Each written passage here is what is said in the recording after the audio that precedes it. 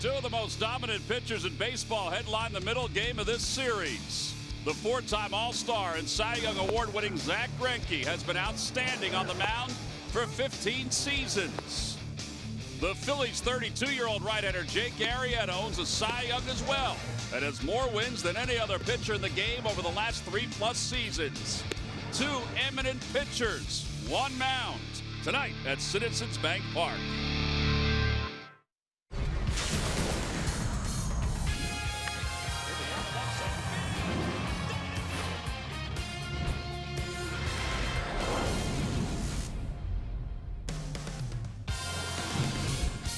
There are some folks that say enough about the pitching duel tonight between Arrieta and Greinke. It's Dollar Dog Night presented by Hatfield. There's Greinke getting himself ready for tonight's start against Jake Arrieta. Yeah, his T-shirt jersey, his jersey overall, it is selling here at Citizens Bank Park. It's game 2 of this 3-game series. We talk about the leading winner since 2015. It is Jake Arrieta, but look at Greinke. He's got 51 wins. Max Scherzer, he's been dominant as well for the Washington Nationals. Won again today against the San Francisco Giants. Hi, everybody. I'm Tom McCarthy along with Ben Davis. We get set for tonight's matchup, and we do have a great pitcher's duel. In fact, on paper, it's one of the best ones we'll have all season. We begin with Jake Arrieta, who was absolutely dominant with his sinker in his last outing. Clint Hurdle said it's the best he's seen that fastball since 2015, the year that he won the Cy Young Award in the National League. The fastball was unbelievable. Both sides of the plate. He was able to elevate at times. He was able to throw it in off the hip of lefties, backdoor it against righties, pound righties inside, get broken bat dribblers.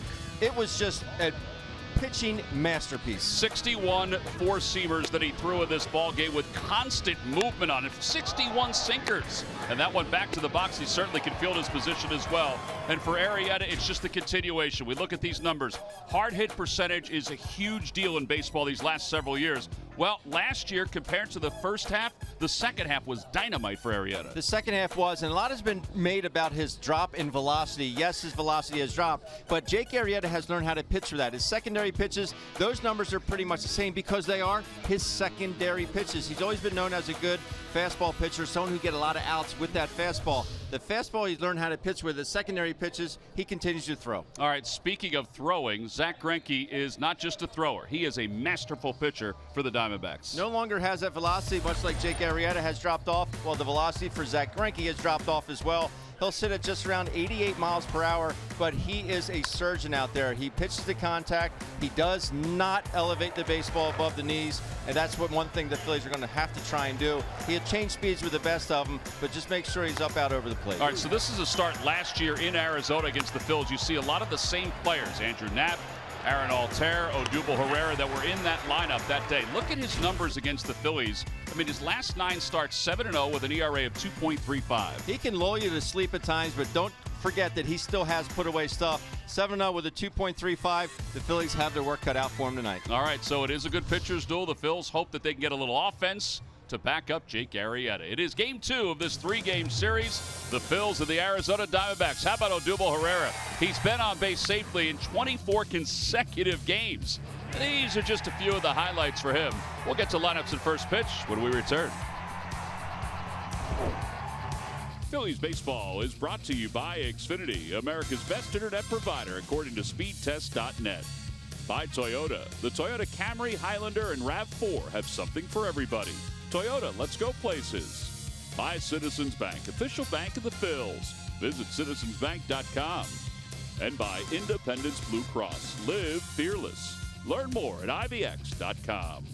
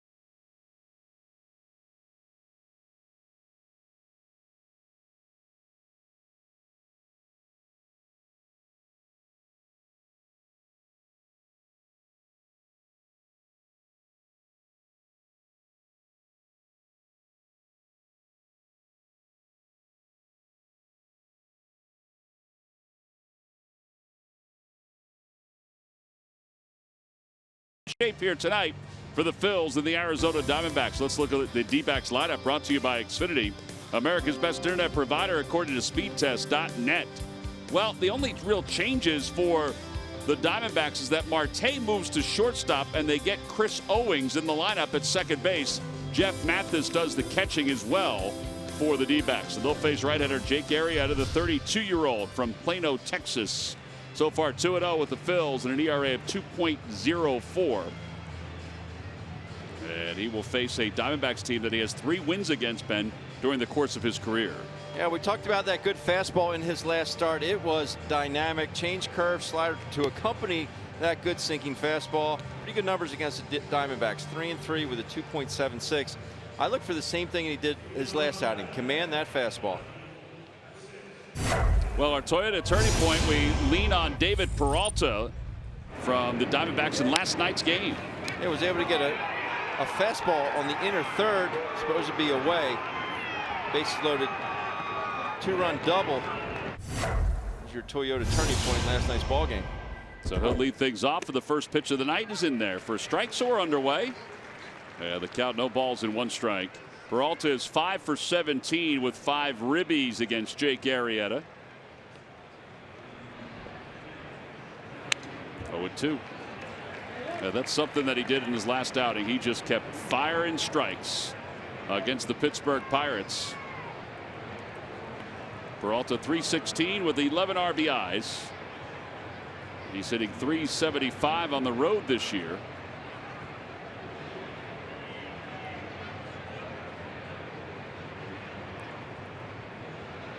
And now time is called as Arrieta and Knapp try to get on the same page.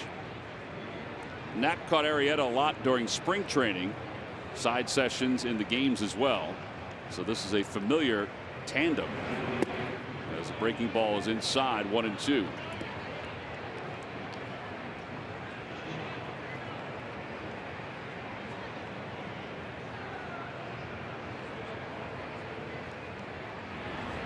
Breaking ball again, 2 balls and 2 strikes.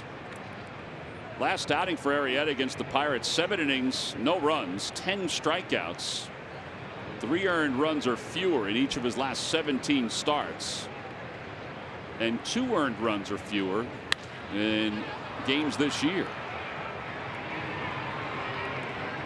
As Aaron Altair will record the first out of the day. And here comes Ketel Marte.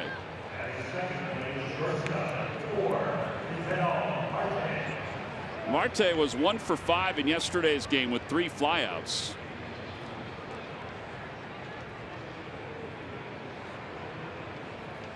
His average at .220 with a home run and 8 runs batted in. Back toward the middle. Crawford ranges, has it, went under his glove and into center field, and Marte is aboard with a 1-out single.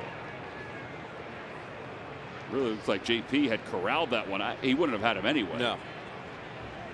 It's funny, during infield practice they were working on similar plays to that today, and maybe not ranging this far. Just hitting no man's land. Just under his glove. I think he said, though, he's not going to get Marte at first anyway. And now Paul Goldschmidt and the Phillies implement the shift that they started in last night's ball game. Part of the reason why they're doing this is because only 5 of the balls that he has hit so far this year have gone toward the left field line. And 3 of them have been in shallow left field where the shortstop or third baseman would get them. Most of the contact that he's made has been to left center, right center, and over toward that right field line. So with all the data that the Phillies have, they've decided that this is the right way to play him. It's funny, we showed a couple highlights from Goldschmidt last night, and both of the balls he hit, one was to where Hoskins is standing, and one was toward where Herrera is standing. 1 ball and 1 strike, 95 on that fastball. There's always a rhyme and reason. Yep. They're not just throwing stuff against the board and hoping that it sticks somewhere. Yeah, so there are the 5 that we talked about. that are over toward the left field line. Now 8 hits have gone to center, 6 to right, but there have been a lot of outs that have gone toward left center. This one to shortstop for a quick double play. And the side is retired here in the first. That's just a 9-pitch inning. No runs, 1 hit, and nobody left. Bottom of the first inning coming up. The Phils with Cesar Hernandez to lead it off.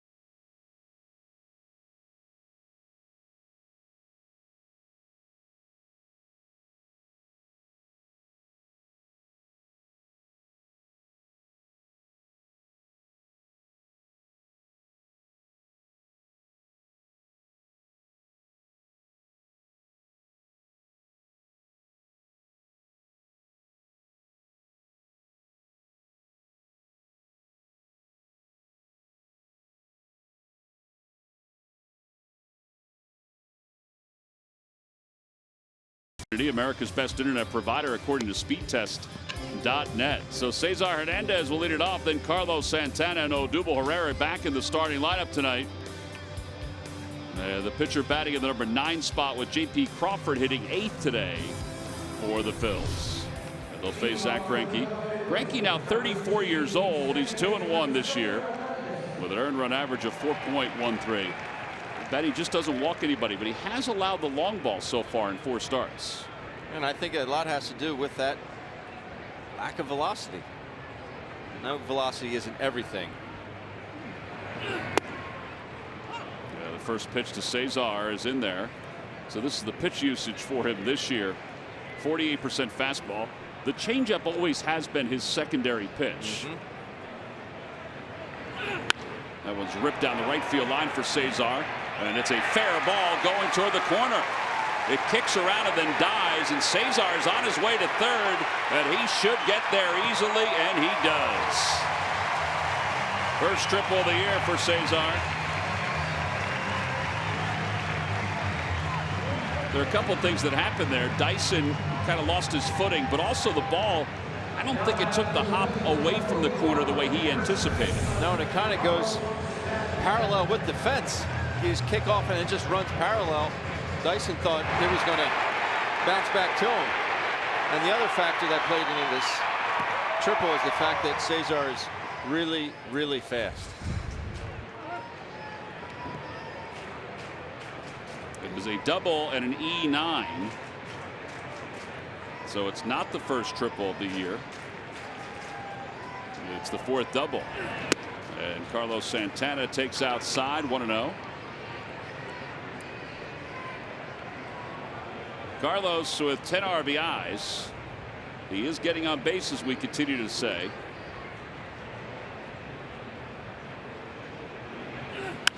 Fouls it away. It is interesting, though, Ben, watching them continue to work him away. Left-handed and right-handed.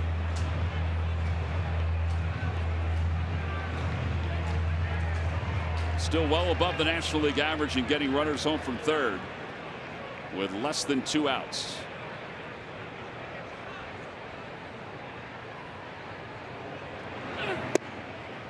One ball and 2 strikes.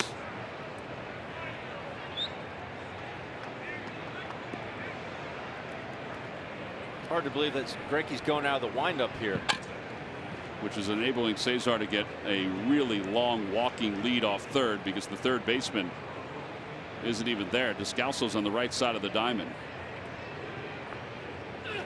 Bouncing ball, and Goldschmidt's got it, but a run will score. 3-1 on the putout, and the Phillies are on top 1-0.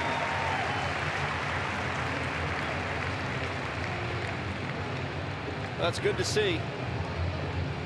Again, these Phillies hitters not afraid to hit with 2 strikes. They're conceding the run. All you have to do is put it in play and keep it away from the pitcher.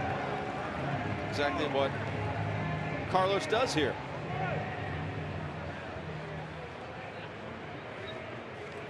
You got 2 Gold Glovers in Goldschmidt and Greinke, so they're able to make that exchange pretty easily. And now Odubel Herrera, who was hit by a pitch in yesterday's ball game in his only plate appearance. And an off-speed pitch, and it's 0-1.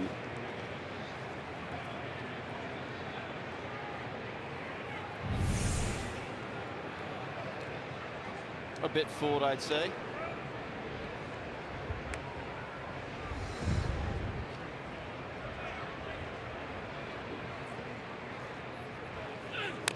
Bouncing ball and another changeup. 0-2.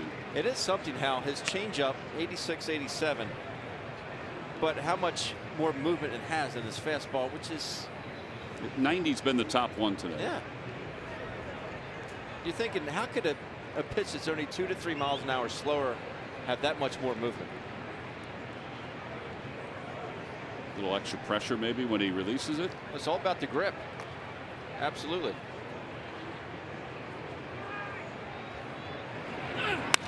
And a line drive back through the middle under the glove of a diving Greinke, and that's 25 consecutive games now for Odubel Herrera. Pretty nice battle back after falling behind 2 strikes.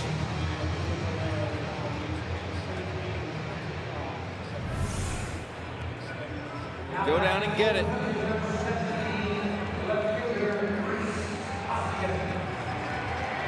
Again, that hand-eye coordination. How many times are we going to say it this year? Until we're blue in the face. Could happen. It is extremely noticeable. Here's Rhys Hoskins. Hoskins is tops in the National League in on-base percentage at .495. He's second in walks with 22 to Bryce Harper.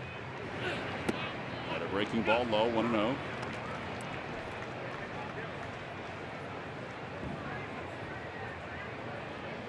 His walk percentage, as we mentioned last night, is 23%, and his strikeout percentage 24%. The Phillies are striking out a lot this year, but guys like Hoskins are walking an awful lot. 2 balls and no strikes.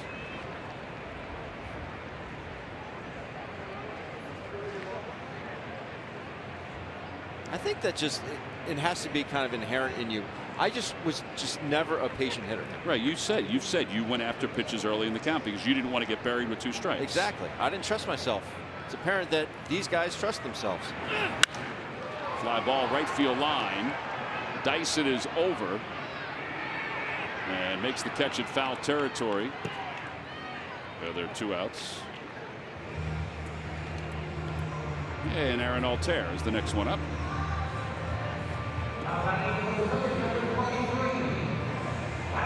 Time now for our Nissan upgrade to the technology of tomorrow today.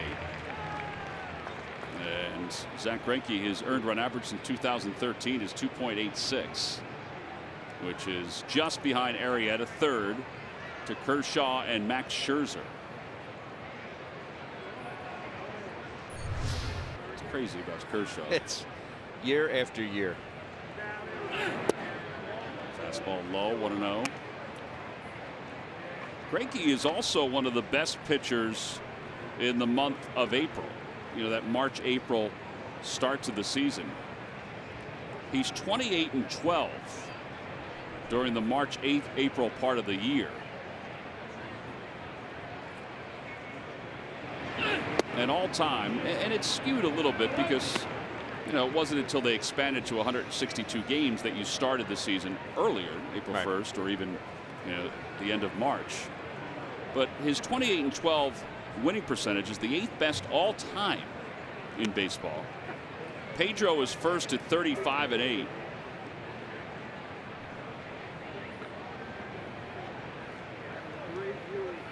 And I think the conversations between the 2 of these guys about the matchup, it's justified. Yes. outside. 3-0 to Aaron Altair. See, that particular breaking ball, which makes Greinke so good, is it a great breaking ball? No. But its location, if it does get called for a strike, there's not a whole lot Aaron Altair can do with it. So when he misses so small.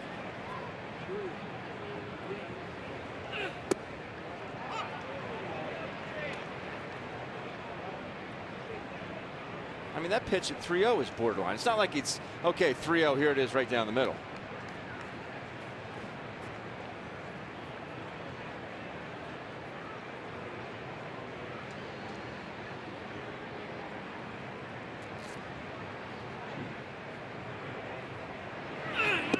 Inside corner, and it's 3-2.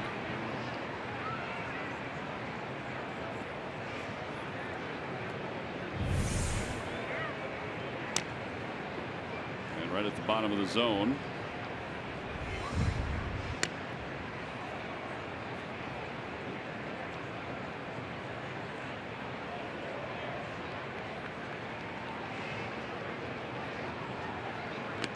Doable, not a big lead, able to get back easily.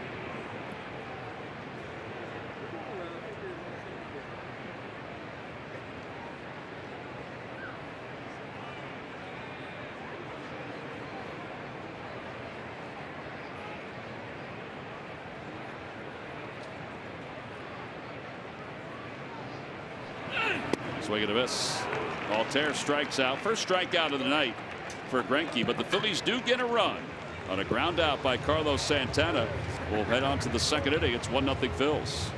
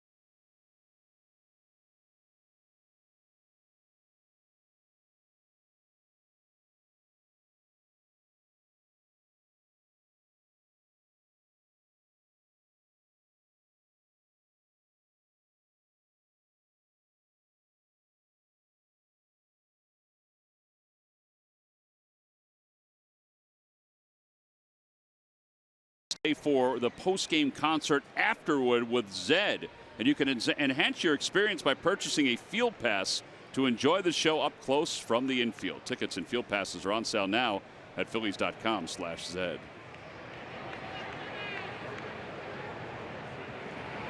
Top of the second, and A.J. Pollock leads it off and takes a pitch low. 1 ball and no strikes.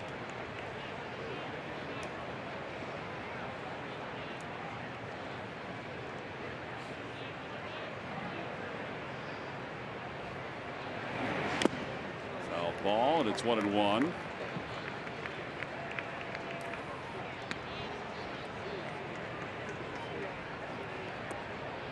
Pollock hitting .282.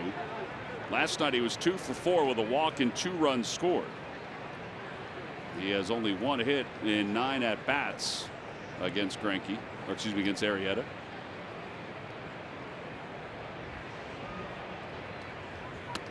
Up and in, 2-1.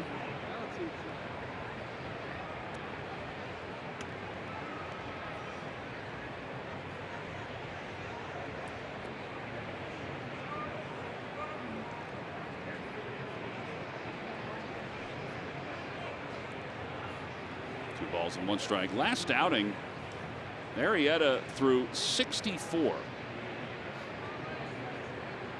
I should say 69 sinkers. 69. If it ain't broke. He only threw 6 4-seamers, and he mixed in his curveball and changeup slider type pitches for the rest of them. But 69 sinkers in beating the Pittsburgh Pirates. And he said it after the game that he could tell in the bullpen that his ball was moving. There's a fastball, and it's 3-2. Conversely, I've had pitchers that you're thinking, oh, man, you got no hit stuff tonight. And then you get out on the mound, and it's like, oh, man, it's like a fireworks show. Let's see what he does here with the count. 3 balls and 2 strikes to Pollock. But that's something he noticed that right away. Yeah. Popped him up. That was a slider, but it had some good movement on it. Cesar says he has it. And Cesar makes the catch.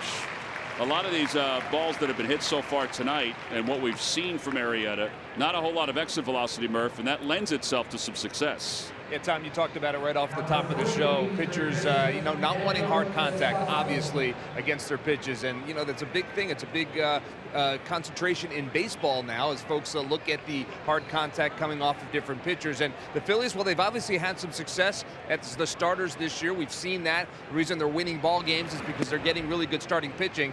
And you can see that it's because of hard contact, initiated hard contact. You take a look at the top 20, and the Phillies are well represented. You see Jake Arrieta right there at number 2. Only 10% of the pitches that he throws result in hard contact. Go down a little further on the list. Aaron Nola's on that list at 18%, as is Nick Pivetta, as is Ben Lively. So that's what the pitchers are trying to do. That's what everyone is looking at. And right now, the Phillies starting pitching doing a very good job, league-wide in terms of pitching to hard contact, guys. Yeah, and what the Murph's talking about with hard contact, it's an exit velocity of 95 miles per hour or more. So anything below that, in a ball put in play, anything below that, that means you're pretty successful, and that's what we're talking about here. It's a lot of success. They're not barreling the baseball up against a lot of these guys. Right. Well, just take a look at for instance, the movement that Arrieta has, and the late movement. So you think you're on a pitch, and it doesn't have to be drastic movement, which he has from time to time. It just has to be a little bit. Right. And next thing you know, it's off the end. It's only 10% of the balls put in play against Arrieta, 10.9, or an exit velocity of 95 or better. 2 balls and 2 strikes to Descalso.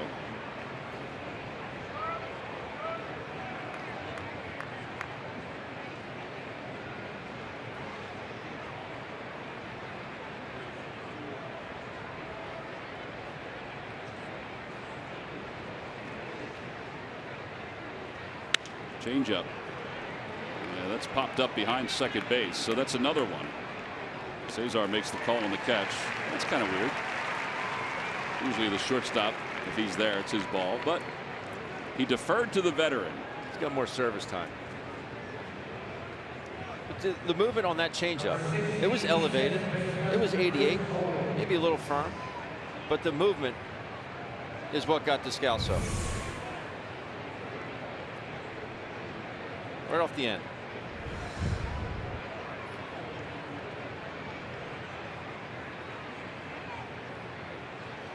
Here's Chris Owings.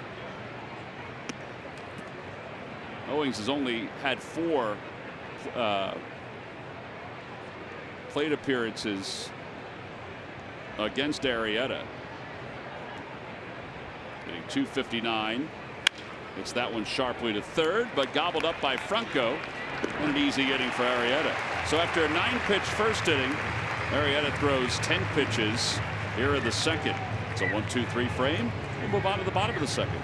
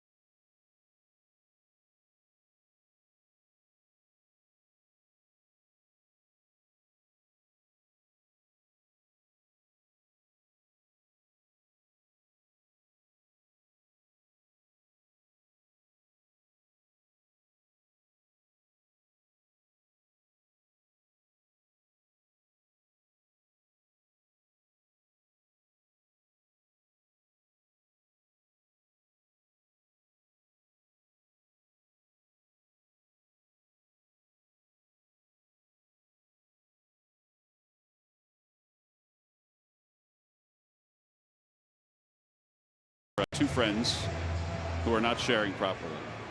The leather conditioner from Carlos Santana, he is not going to share with Cesar Hernandez. Get your own. He just gave him just a little bit. I have never seen anyone do that in the middle of a game, ever. He had a lot of clay on it from a play earlier, and I wonder if he just wanted to clean it up, freshen it up a little bit. Did you ever use glove conditioner with any of your mitts? I used Abilene, which is makeup remover, from what I understand. All right. But it conditioned the leather, but it didn't make it heavy like oil would. Oh, okay. And it worked. Oh, it was awesome. And it would last for... Who put you onto that? I think one of the trainers in San Diego. And that fouls it away, 2-1. Did you ever put clear nail polish on your laces? No. So when I was younger, my first base's mitt, there was always a lot of, the laces would pop off all the time. They just open up. Could never keep them tied. Okay. Even though I would double knot them or whatever. Just couldn't keep them tied. So somebody told me one day, as Nat fouls it away, to put clear nail polish on them once you get the laces to where you want them to be, and they'll never move. And it worked. Interesting. Yeah.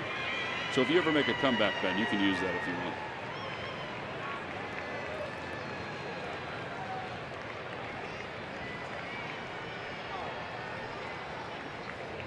Two balls and two strikes to Knapp. Did not play yesterday. Oh, he threw him a changeup 87 miles an hour. That's the second strikeout for Greinke.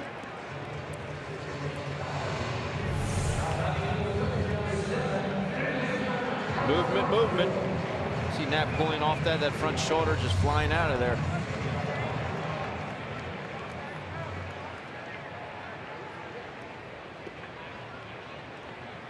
Here's Michael Franco. Has one hit in 10 at bats against Greinke. Couple walks.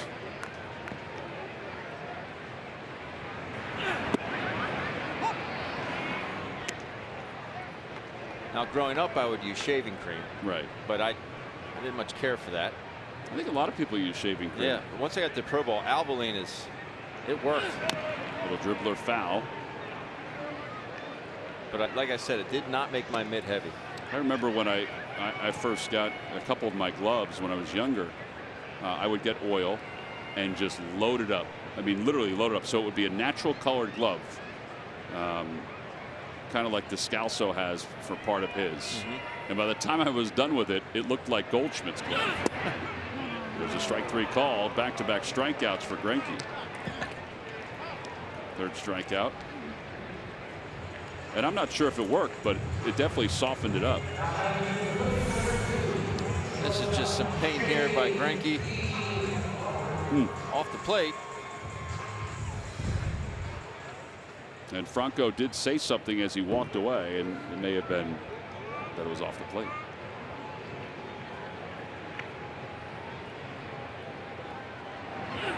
Outside with a changeup. 1 ball, no strikes to Crawford.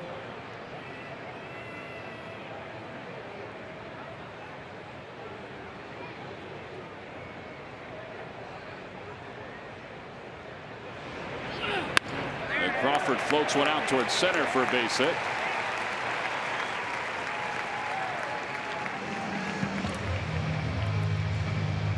So a 2-out single, and now Arrieta's coming up.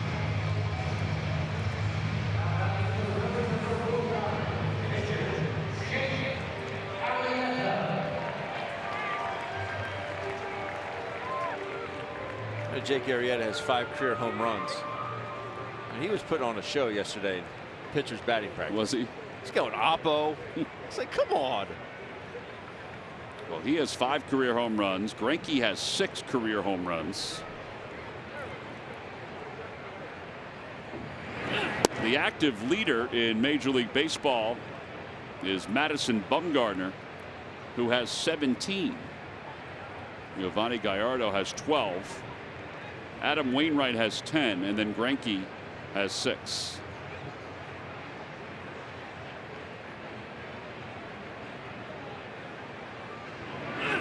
Swing and a miss. 1 ball, 1 strike.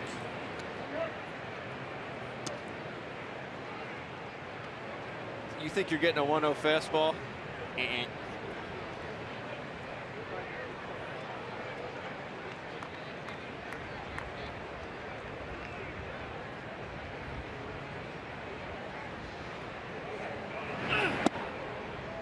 One and two.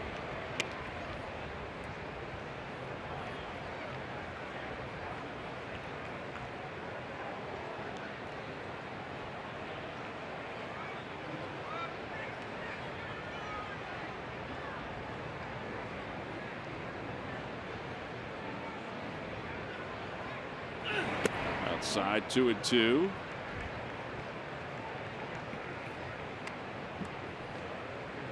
Arrieta is 0 for 4 with 3 strikeouts so far this year.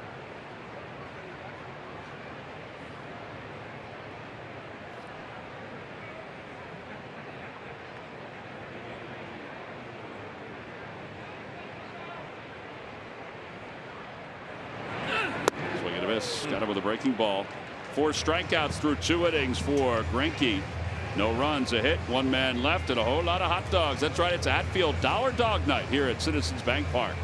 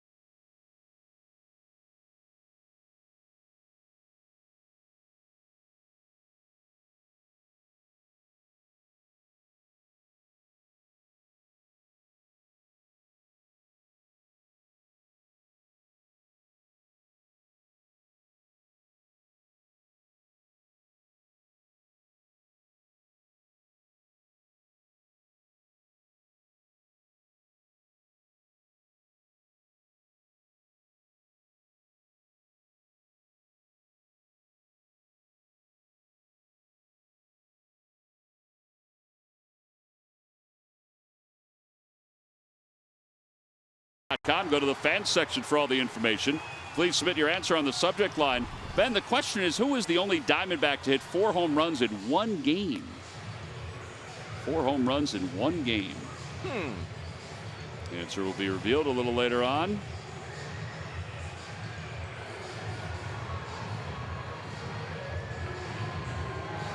We move on to the top of the 3rd inning. Arrieta, who made the final out, is just finishing up his warm-up tosses. Phillies are trying to end this winning streak for the Diamondbacks that's at 8 consecutive games. It was funny listening to Gabe Kapler talk today about the fact that he faced Zach Greinke. Yeah. And he was asked whether he would toss some theories aside to his team. He said, well, we'll see. But this is what the Diamondbacks have done against the Phils the last 8 games. They've hit .301 compared to the Phillies' .198.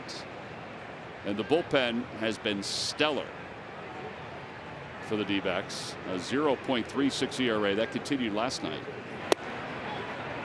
As Gerard Dyson takes a strike, it's 0-1.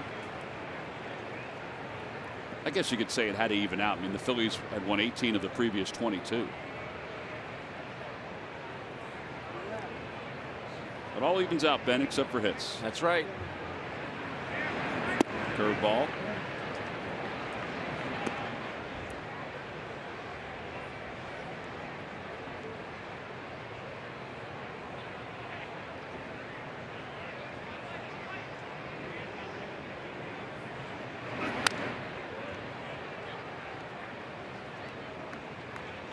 You might see them go after Dyson with less fastballs than we saw last night. Make them try to go after pitches that are a little softer. I'm not saying they won't use a fastball, they just use one there. Bouncer back over the mound. Crawford charges, has to hurry, can't get it out of his glove. That's what speed will do to you. It'll put a little pressure on you. An infield hit. Yeah, the leadoff batter is aboard. Going to be a tough play. Footwork was a little off at the end, yeah. Right? That would have been close. See what speed puts pressure on the defense. It's something else.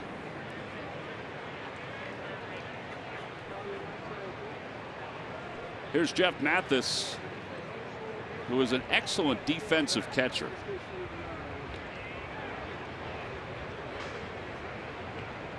Batting average is a little light at 182.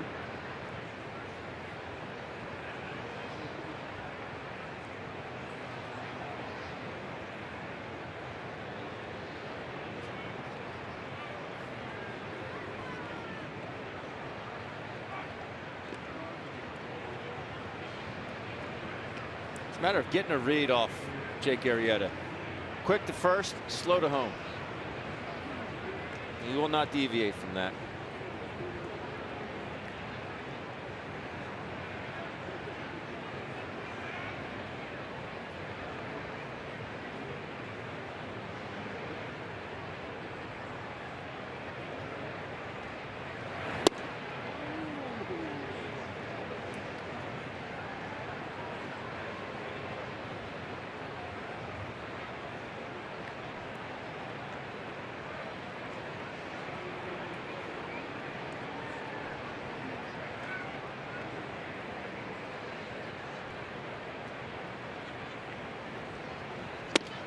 Inside, 2 balls, no strikes.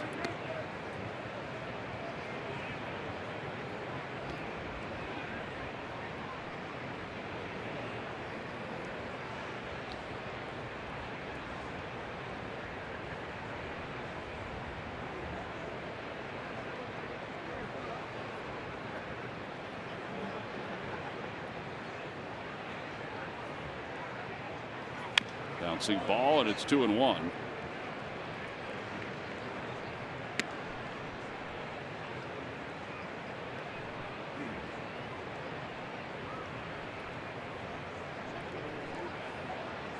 (6-4-3) or 5-4-3 here, Tom? I'm going to say 4-6-3. Really? Yeah. Shade toward the middle.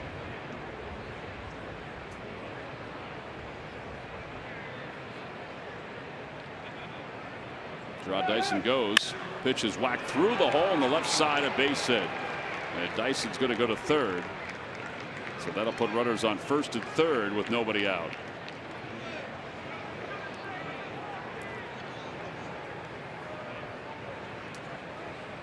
The official turn back the clock cap being worn on every Throwback Thursday this season by the Phils is available at the Majestic Clubhouse store. It's open daily from 10 a.m. until 6 p.m. and throughout the game. That is a beauty of a hat.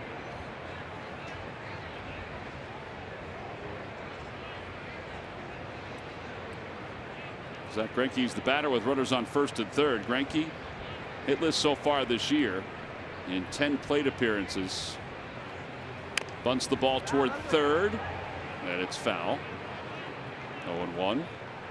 It's not a bad play if you're the Diamondbacks. Get the run home.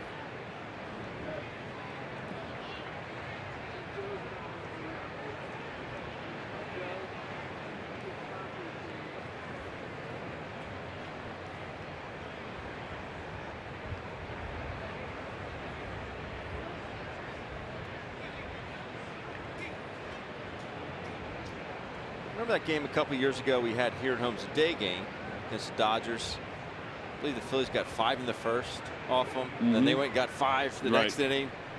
He had like a bases loaded double off the wall and he had with a bat flip.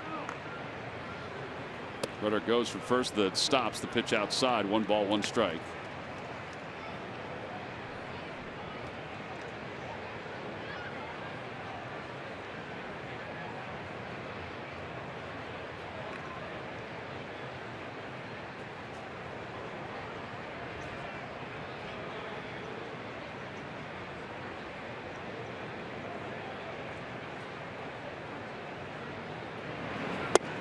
Little low, 2-1.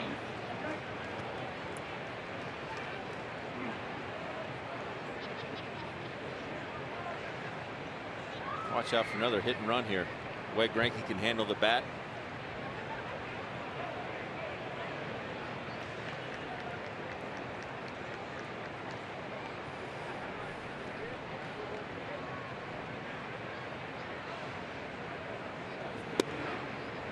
Two and two. Good placement on that fastball on the outside part of the plate.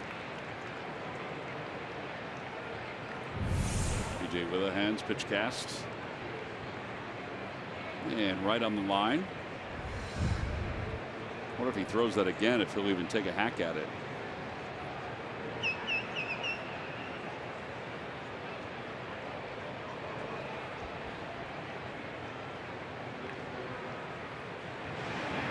Got him.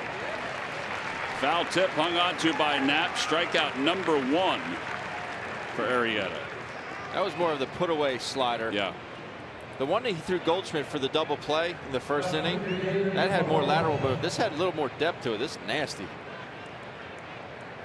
Throws that slider 20% of the time after throwing the fastball about 43% of the time. Opposition is hitting under 200 against that slider this year. Throws it so hard. Yeah. And to be able to make it have that much tilt. Here's Peralta, fly to right his first time. Takes low, 1-0.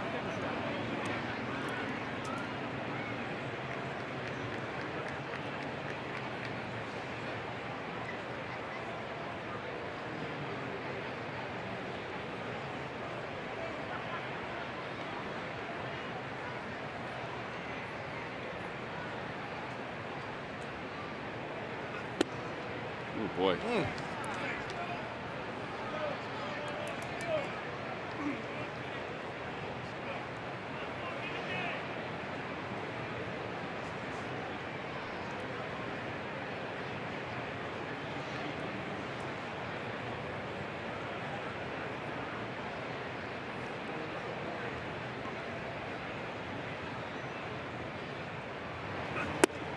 Now 3-0.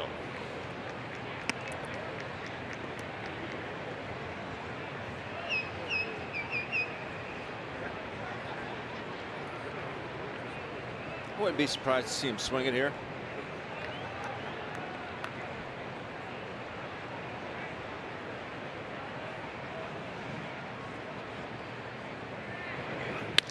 Off the end of the bat towards center. Carried really well. Tagging from third is Dyson. And he'll score on a sacrifice fly, and it's a 1-1 ball game. Smart play. Ball carried pretty well too. Sure did. Despite hitting it off the end. It sounded almost as if he broke it. Yeah. I don't think he did, but it sounded that way.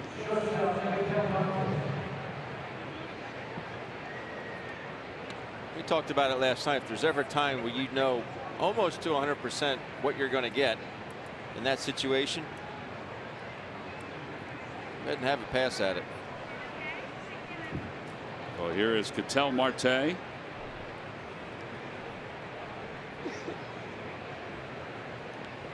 Marte singled his first time up. Had a breaking ball in there. It's 0-1. Nice slow curve.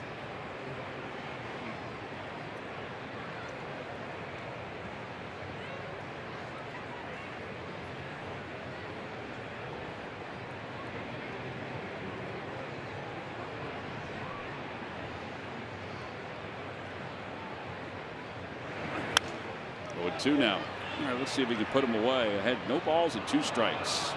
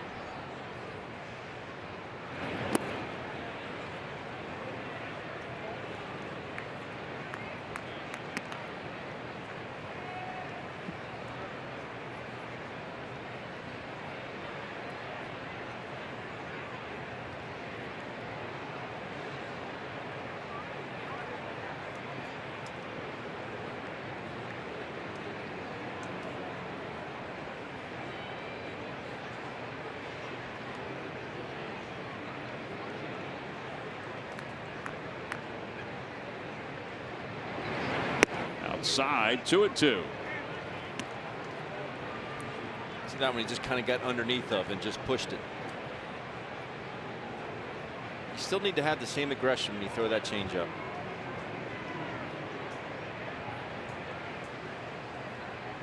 Same arm speed.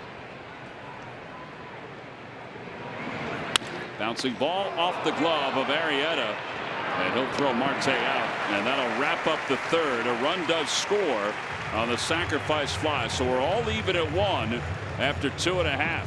Well, it is a Hatfield Dollar Dog night. We're shooting off some dogs out at the yard.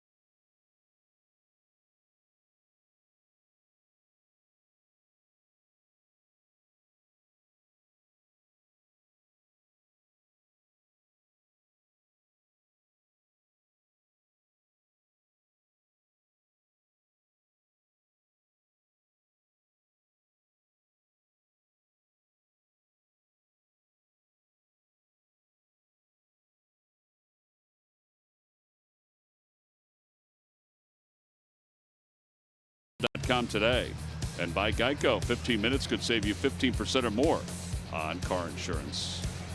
We're tied up at 1 as we go to the home third. It'll be Cesar Hernandez, Carlos Santana, Odubel Herrera for the Phils. Cesar doubled his last time up into the corner in right field. He is 10th in the league in on-base percentage. It's now at .424, so he's probably going to climb a little bit after that double. 1-1. I keep wanting to say triple. I never saw him hesitate. That's the thing. You know, with the replay, and it was slight, he did look at Dusty and slow up a little bit. I still think he was going to go for 3. 1-2. Ball fouled at home plate.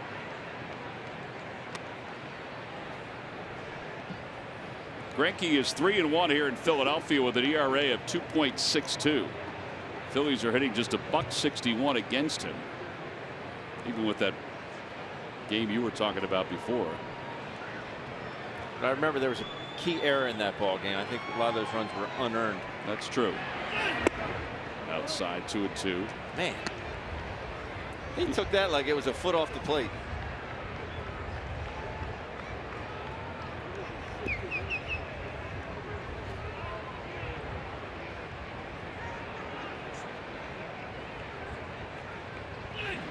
Pulls that one through the hole on the right side. Another hit for Cesar. And he is now 2 for 2.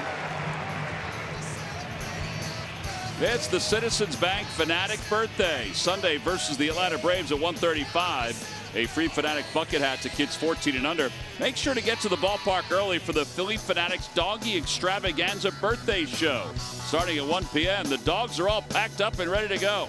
Visit Phillies.com to get your tickets now. Sarah Carson is the dog trainer, and we will see her dogs here at the ballpark. Can Ginger do that? Ginger could not do that. Ginger can sit, give me her paw, and we're working on lying down and playing dead. I think I got her playing dead. I think. Just trying to get Slider not to chase every squirrel and deer in the yard. It's all part of it, Ben. He'll get it at some point. Yeah, when he's 6. Carlos Santana, the batter. Santana had a ground out with an RBI, and he pulls that one into right field, a base hit. Cesar on his way to third base will get there easily. And the Phillies have first and third with nobody out. Now that's an easy first to third for the Phillies. You know, that one, I think many of the base runners could do it. But if you've noticed this year, the Phillies are going first to third more often. Get something elevated out over the plate. That's how you have to attack Zach Greinke. But you're right, Tom. That's a no-brainer for Cesar with his wheels, despite the good throwing arm of Gerard Dyson in right field. So Campers into third. To put it in perspective, last year the Phillies went first to third when they had opportunities 23.6% of the time. That's low. So they had opportunities, 191 opportunities. They went first to third 45 times as Odubel takes high. This year, counting that one, they've gone first to third 9 times in 25 opportunities. So that equates to better than 35%. So there's an uptick of about 12% now, but it's going to keep growing. Yes. Because if one guy does it, another guy's going to do it. Rhys Hoskins is really good at it. Cesar's good at it with his speed. That's all part, I think. Oh, that's going to sting just a little bit. Yeah, And the fact that he doesn't even get the ball. He had time to recover. I don't know if it'll be in the fans' plays of the year. He did save his bride. At least it didn't hit him in the face. Or her. I thought it was a valiant effort. You're my hero. Off the hands, looped out towards center. Tagging at third is Cesar. Pollock's got it. Cesar's coming home. The throw to the plate cut off by Goldschmidt. Now they've got Carlos caught between first and second. And he'll be tagged out. The Phillies take the lead. How about that for aggressive base running? It was an awful throw by Pollock. The ball just sailed on him. Yeah, it did. So Cesar scored 2 runs tonight. Zero hesitation by Dusty Wathan as well. His instincts are real good down there, but Pollock does everything right. He gets behind it. Just throws a sinker to Goldschmidt.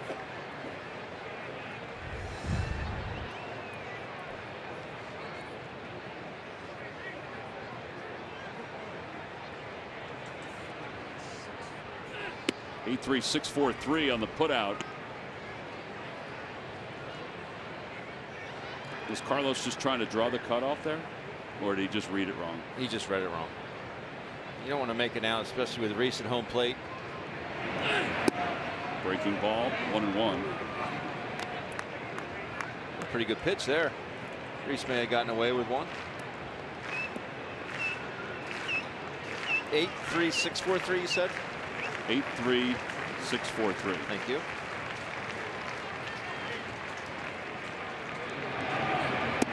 Miss 1-2.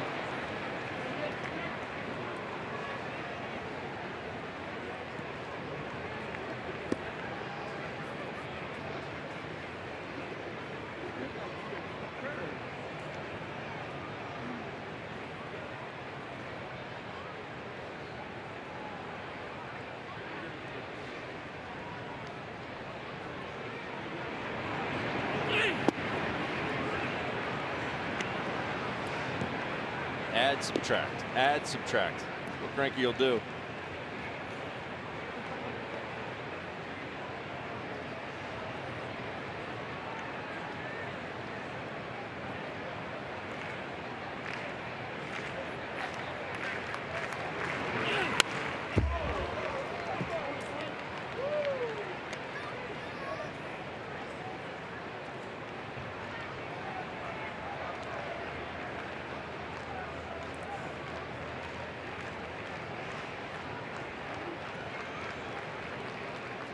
Greinke against Hoskins. Hoskins, who's tied for 7th in the league in RBIs with 19. And he's down looking on strikes. 5 strikeouts for Greinke. So the Phils give a run back in the top of the 3rd, but they get one back here in the bottom of the 3rd. On top 2-1 as we go to the 4th.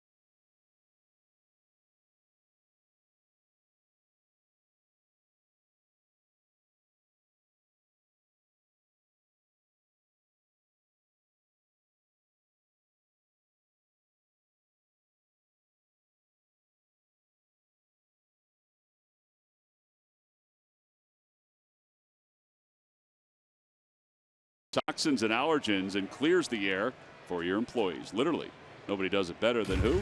Who but W.B. Mason? Esperinelli's a little busy tonight. Up at the Harry the K's porch. One of the best views here in this ballpark. And here's Paul Goldschmidt to lead things off.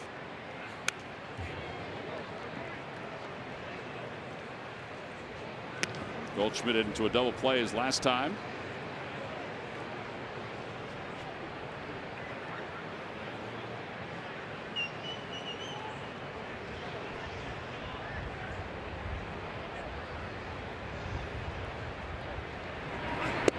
There's a strike. 0-2. How do you not give up on that if you're a right-handed hitter? Release point, boom, ball. Ball wide. I think that's the key, what you said, to a right-handed hitter. It's so difficult.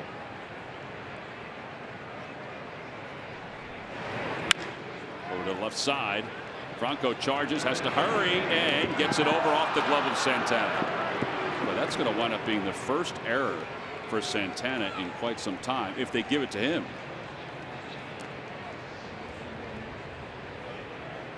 I think it'll go to Michael. Think it will? I do.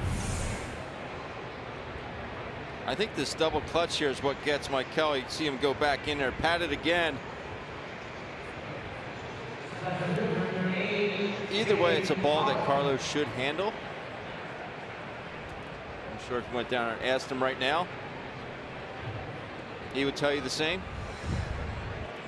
Well, it is an error for the Phils. It's their first of the night, and Goldschmidt is aboard. And here's A.J. Pollock.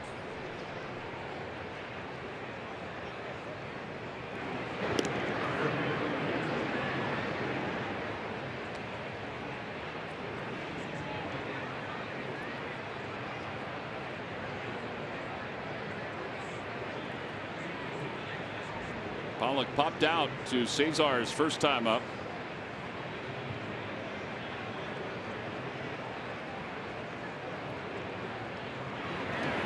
Broke his bat, lofts it out towards shallow left. It's going to drop for a hit. So first and second with nobody out. Authentic Phillies fans have the chance to get great seats to a Phils game, an awesome hat, and other VIP surprises. Compliments of NBC Sports Philadelphia. Get discounted tickets plus free swag. Head over to Phillies.com/authentic fan to grab your seats and your hat right now.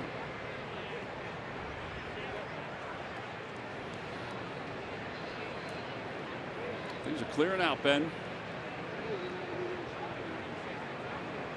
Beautiful tomorrow, is what I understand. Yeah. A little day baseball here at the ballpark. Matt Cook against Ben Lively.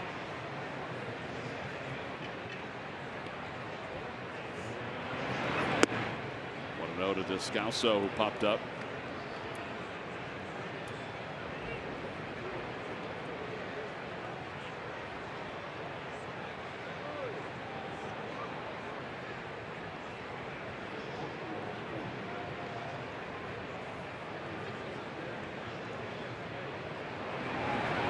Change up, 1-1.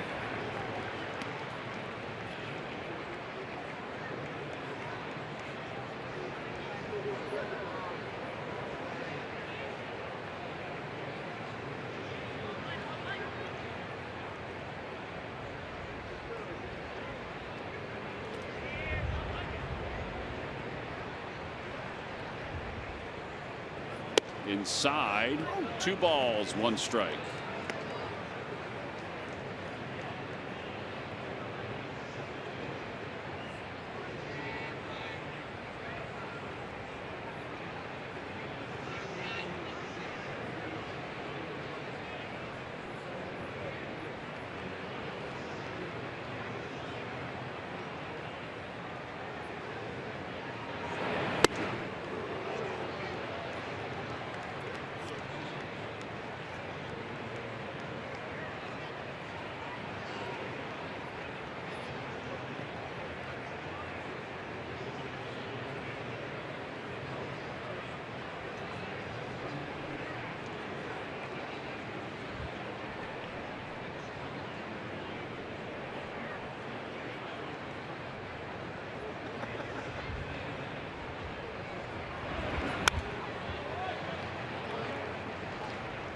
The few pitches he's left in the middle of the plate right there.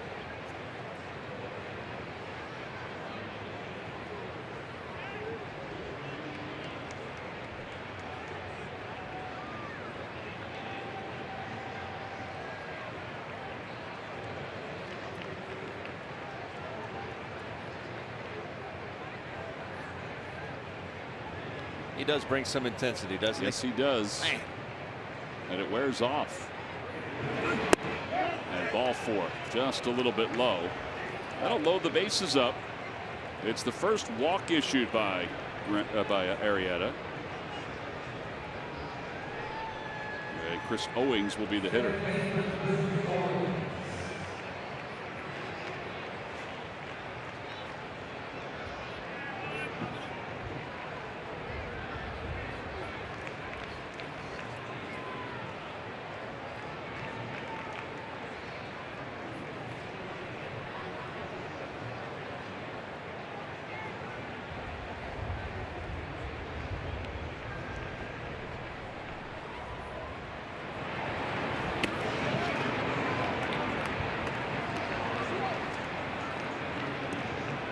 With his command with these last couple of hitters.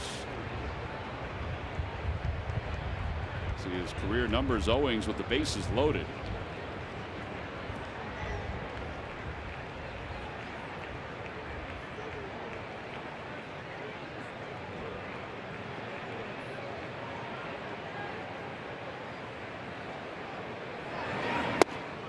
Just a bit low, 2-0.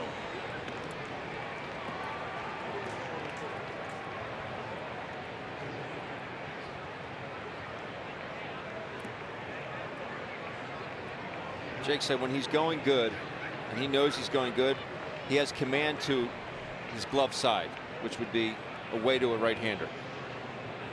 That's what he's been missing with this inning.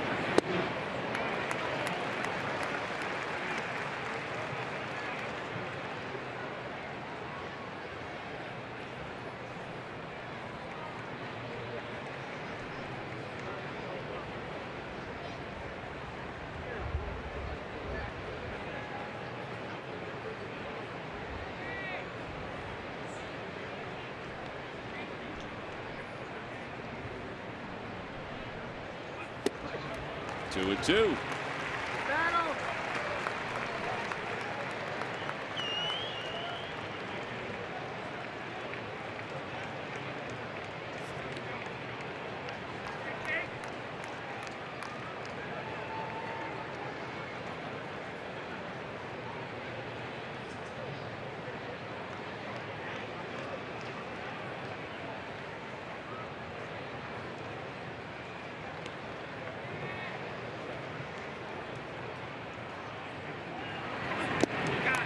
Foul ball off the glove of Knapp.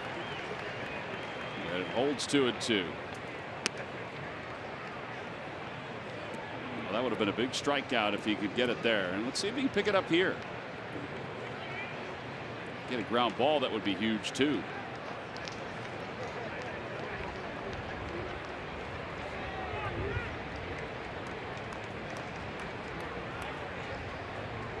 I'd concede a run for double play right here. Yeah.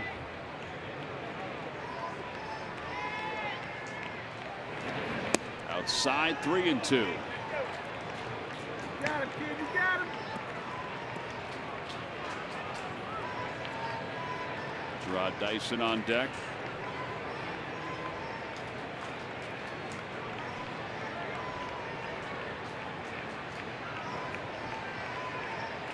Still nobody out, bases loaded here in the top of the 4th inning.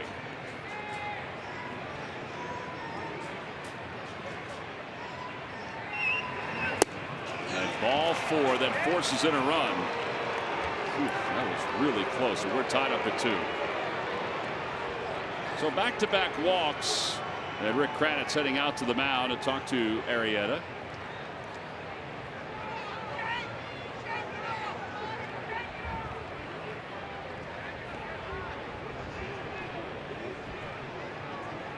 He thought he had that pitch.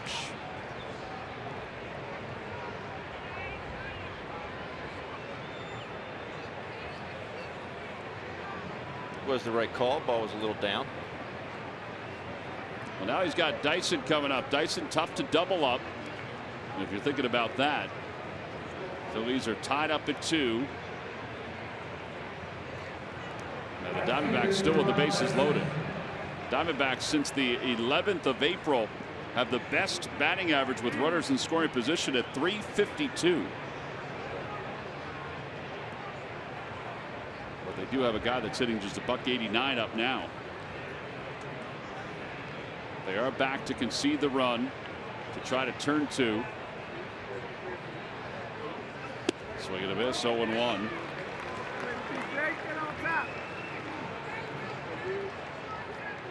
It's good numbers there for Dyson with the bases loaded.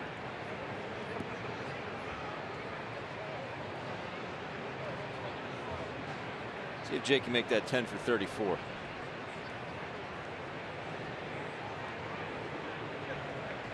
And a bunt to the left of the plate. Arrieta flips it to home. The forced play is in action, but Knapp tagged him as well. Just wanted to make sure. 1 away. 1-2 on the putout. The bases remain loaded. Thank you, Mr. Dyson. Appreciate it. Just doesn't always work bunting with the bases loaded. Here's our Hyundai defensive play of the game. You just saw it. You see him practice it in spring training day in and day out. Very rarely will you see it work throughout the course of a season. Oh, it works here. Good pitcher's fielding practice. PFPs. I think muscle memory took over for Knapp there on the 10. Yep, it's your Hyundai defensive play of the game, brought to you by your local Hyundai dealers. All right, so here's Mathis. He bounced a single through the left side his first time up. And a bouncing ball toward third. Picked by Franco. Steps on the bag. Throws to first. One hop. Santana hangs on to the bag. Solid defense all the way around on that particular play. Well, it's an unearned run that's going to score from Michael's error to Goldschmidt. But he goes and picks his teammate up here. Excellent pick. Steps on third. Fires it across. And his buddy over there picks him up. We're headed to the bottom of the 4th.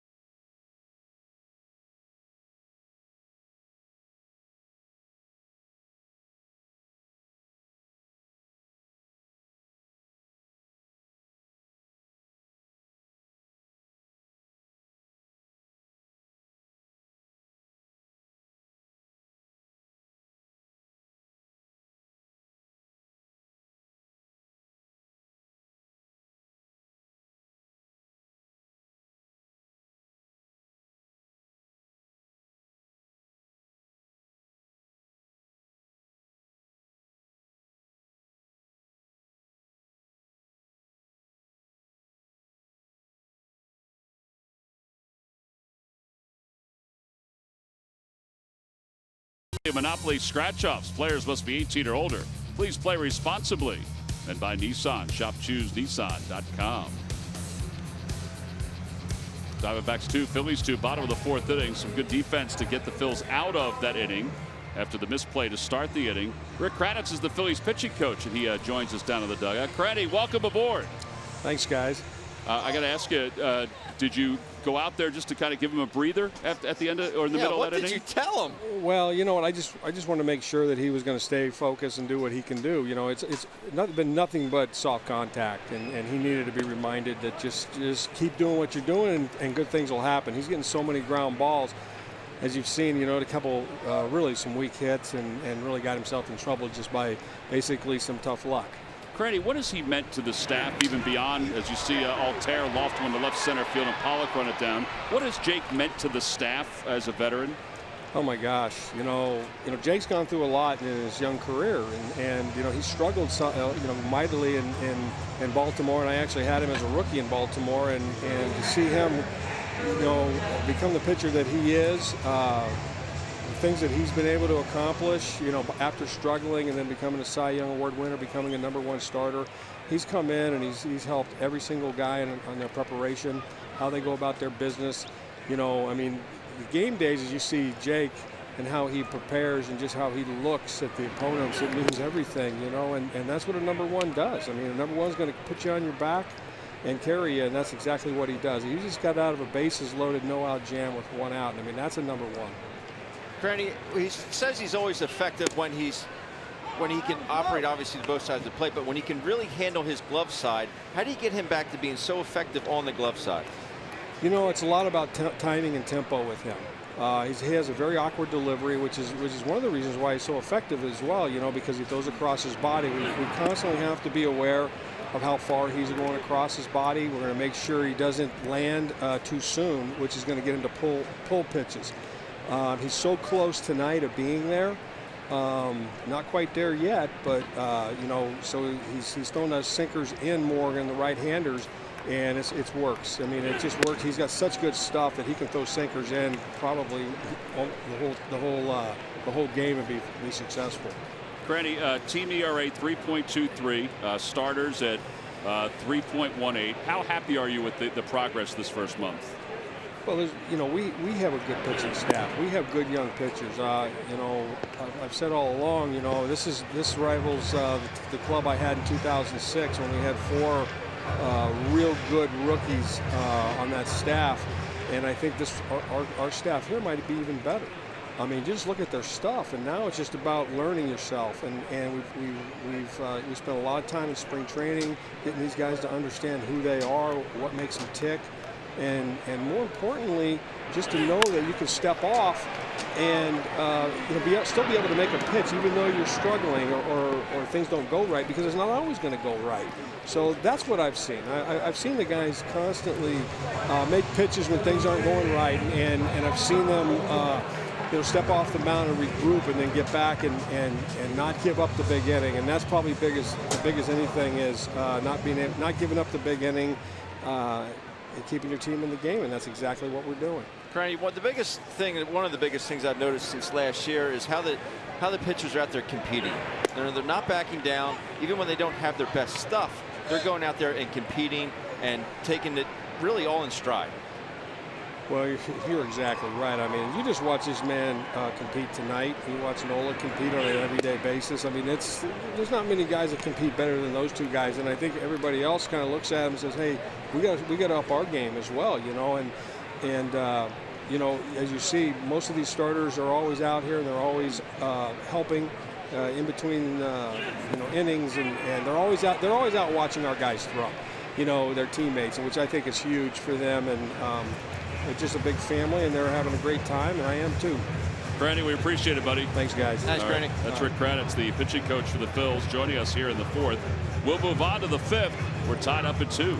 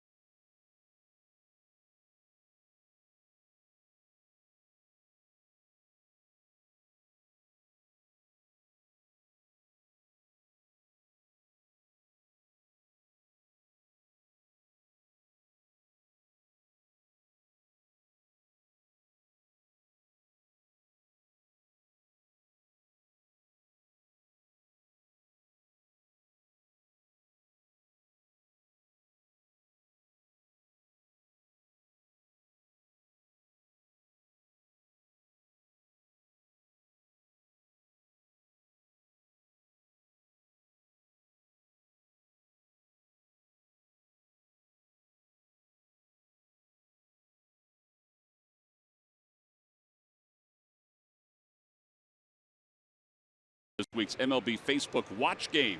Follow MLB Live on Facebook to catch exclusive national game broadcasts all season long.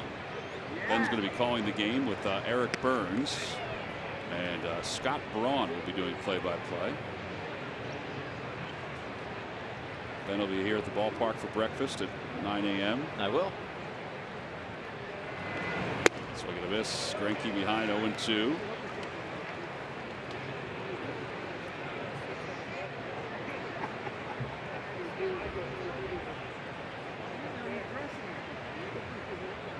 I'm gonna miss you, big guy. Oh, come on. You'll be wearing a jacket. A sport coat. Sport coat. One out as Greinke grounds out. I don't think that was his best effort to first, Tom. No. Casual jog. Singing a song in his head. See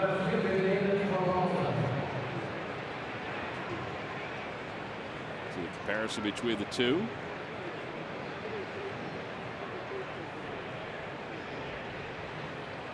Here is Peralta. Peralta 0 for 1 with a sacrifice. Granny pointed out the groundouts, and it's 8 groundouts now for Arrieta. That is a big deal.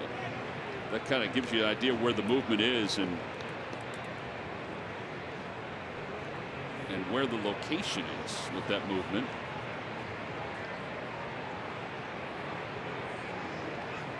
Upstairs 2-0.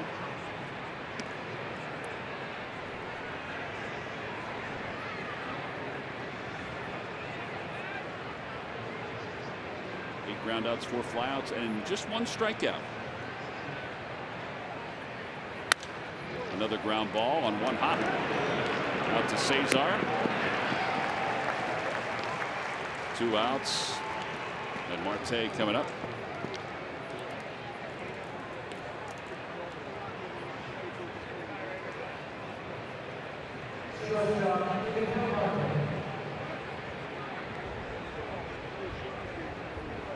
Marte is a shortstop by trade. The Diamondbacks got him for Gene Segura, a very talented player who's now with the Seattle Mariners. And they just recently signed him to a contract extension, 5 years, $24 million. So they're kind of building their infield around him, whether it be at second base or at shortstop. It's part of the reason why they let Brandon Drury go to the Yankees, as we mentioned last night.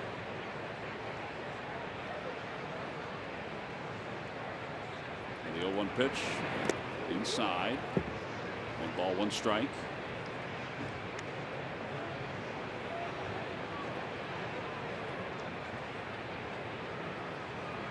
I had forgotten that Cranny had Arrieta in Baltimore. He had Greinke out in Milwaukee.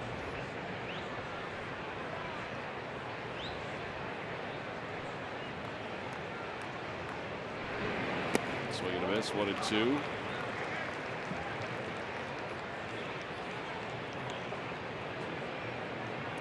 In big league camp with the Orioles.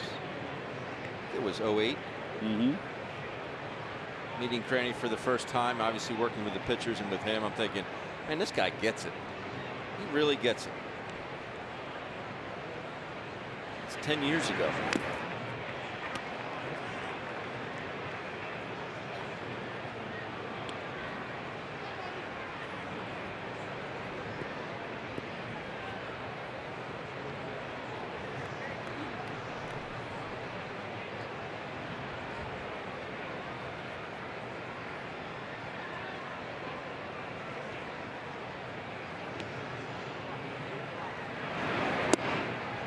Bite at that.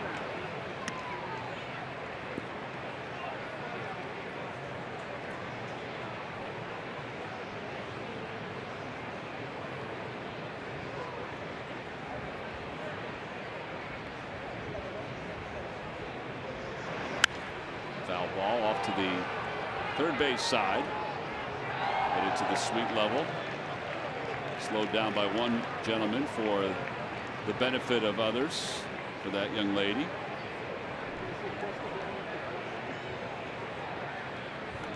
She feels like she should give it back to the guy that dropped it. Bouncing ball right side. Cesar charges, and the inning is over. 3 groundouts to Cesar Hernandez. And it's a 1-2-3, top of the 5th. On to the bottom of the 5th inning. Phillies 2 and the Diamondbacks 2.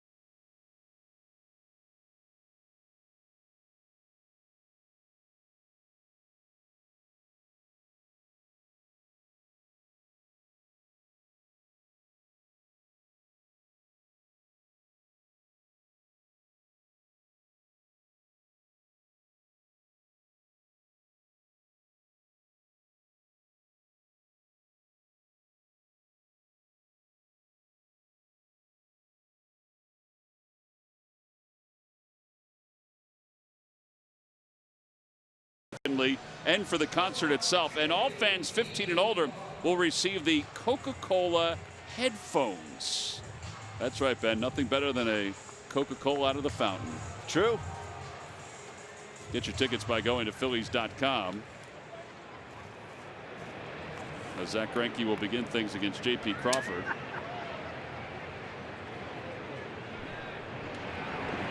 Crawford shows bunt. What are you doing?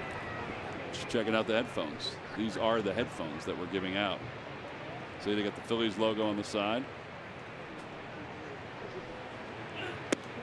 How do I sound? You sounded great. Very clear. Wow. It's crystal clear. We got the wire stuck here. There we go. Yeah, they sound good. Sound really good. Bouncing ball off the first base line. And Goldschmidt will take it to the bag. 3 unassisted. It's really a great giveaway. I mean, fans 15 and older, thanks to the folks at Coke. What's on your playlist? Little Dierks Bentley right now. Really? Yep. I got Zed, Maren Morris and Zed. That's the concert on Friday. I got whatever Jake Arrieta's listening to as he goes up to the plate, the little keyboard at the beginning. What? I Shazammed that song when he was warming up. Yeah. Had a play off to the right. Forget the name of it. Well, it's got some flair to it.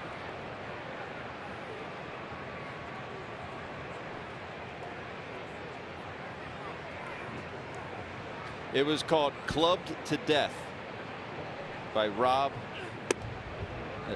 Dugan or Duggan? I'd say Dugan. Dugan? Yeah. Clubbed to Death by Rob Dugan. All right. Well, I have that on my playlist. 0-2 pitch to Arrieta, and he's down looking on strikes. 7 strikeouts for Greinke, who's now retired 7 in a row.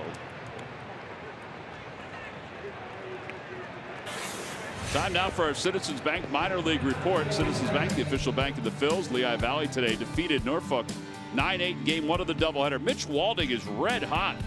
He's hitting over 300. He hit another home run today and 4 RBIs. Trevor Plouffe of the Phillies just signed, had a single and a walk. Clearwater defeated Fort Myers 9-5. Adam Hazley had 2 doubles. He's hitting over 300. Hazley now has 23 hits on the year. By the way, Derek Hall for Clearwater leads the Florida State League in home runs. He has 7. Cesar takes outside. The Akron Rubber Ducks lead Reading 6-5. That game's in the 5th. Giandito Trump has a 2-run single. When they switched from the arrows? Several years ago.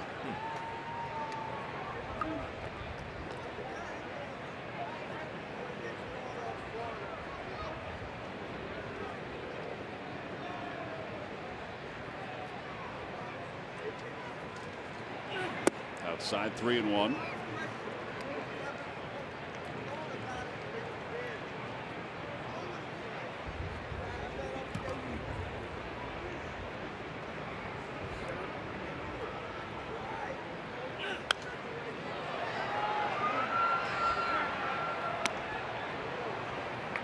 That was, here it is, hit it.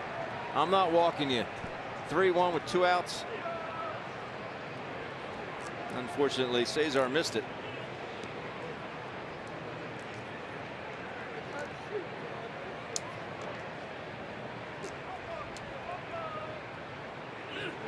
Pulls it again to the right side, under the glove of Owings.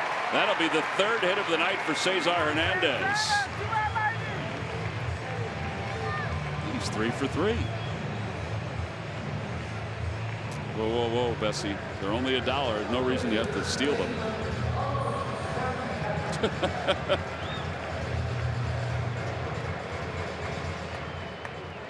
Dog is gone.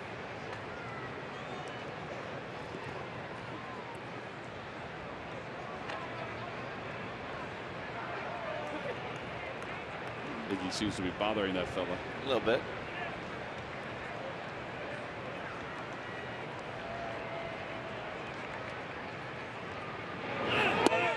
Cesar is going. The throw to second base. He is safe at second base. The only thing I can think of is that Descalso was very slow at that tag. You know, we've talked about that, how Utley used to slam it down, but he looked like he was out at second base. And Jerry Meals is behind Descalso here. It's a delay steal. I think he's out. I think he's out. All right, well, they'll review that, and that'll wind up being caught stealing. I just don't think Jerry had a very good view of that. Well, with the shift, maybe he was lined up differently. Should go down as 2-5 on the putout with Descalso making the tag. I still think he needs to be more emphatic with the tag. Yes. I think Cesar left just a bit too late. It gave Mathis time to recognize that he was stealing and time for Descalso to get to the bag.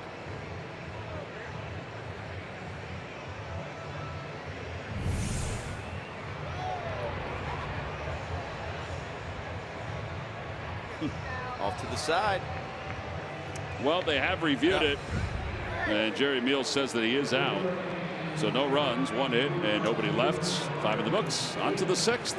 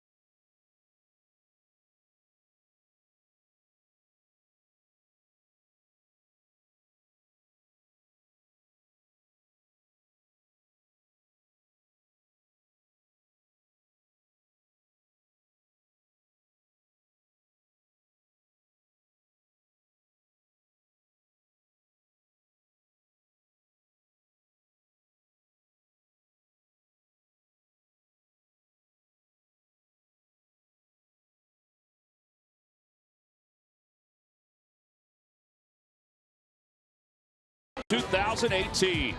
Out of the bullpen, Victor Arano took the mound for the first 3 weeks of the season and retired all 22 batters he faced. The 23-year-old rookie from Casamaloapan, Mexico, pulled off a 1-2-3 inning on 3 pitches.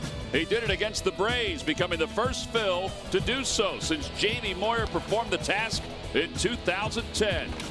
Arano has stepped up big for the Phil's pen, and it's brought to you by Independence Blue Cross. Live fearless. It's a Hatfield Dollar Dog Night here at Citizens Bank Park, so Smiley has joined the Fanatics shooting off some dogs. As we move to the 6th inning, Paul Goldschmidt leads it off. He is 0 for 2. He reached on an error his last time. And it's 1 ball and no strikes.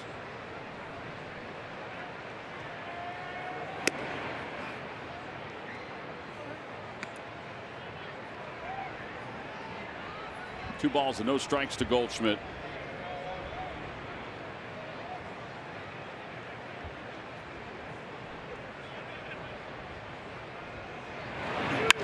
Over to shortstop. J.P. Crawford up with it. Oh, the throw is high, and Goldschmidt is safe at first. That'll be the 2nd error of the night for the Phils. And they are not helping Jake out tonight. No, because even the first run that scored, it was a ball that JP should have handled at shortstop that was ruled a hit. It's almost like he forgets how fast Goldschmidt is. He catches it cleanly, then just takes an extra couple hops. What heads-up base running by Paul Goldschmidt. How he just avoids this and goes underneath. Man, that is impressive. That's some baseball awareness, knowing where you are on the field. A.J. Pollock is 1 for 2. 0-1. Well, 10 ground ball outs for Arrieta, so maybe he can get another ground ball here for a double play. It's just making him throw so many more pitches. Yeah.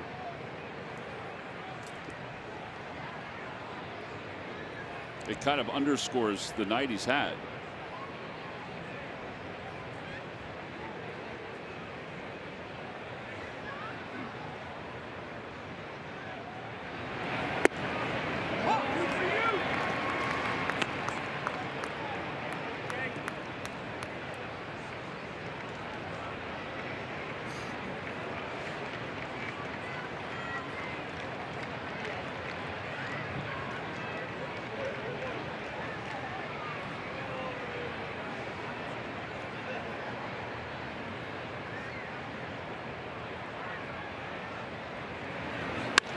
Fly ball, right center field. And Altair there. 1 away. Let's check in with Murph. What do you got, Murph? All right, thank you very much, Tom. Let me take you back to April 25th, 1972, as we get this date in baseball history, presented by Geico. Steve Carlton ties the club record for lefties in a 9-inning game with 14 strikeouts. It's a 1-hit shutout back in San Francisco. Now, only the Giants' first batter of the game, Chris Spire, got a hit for the G-men in that one. Carlton's 6 career one-hitters is still a modern-day National League record. April 25th, 1972. Well, he was so good. I wonder how frustrating that is. We saw Lefty in Tampa. I wonder how frustrating that is. You know, allow the first hit and then get everybody else. Lefty looked good. We saw him in Tampa. He was signing autographs at the ballpark to help raise awareness and money for the Ted Williams Foundation.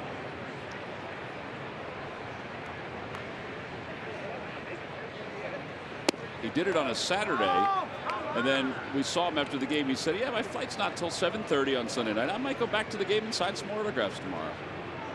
So, but he looked good.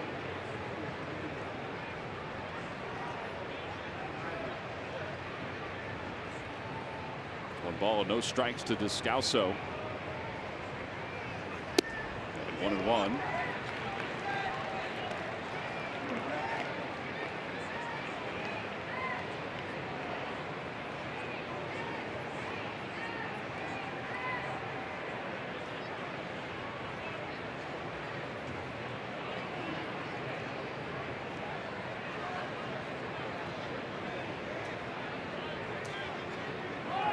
Runner goes, pitches low, throw to second base is on one hop into center field.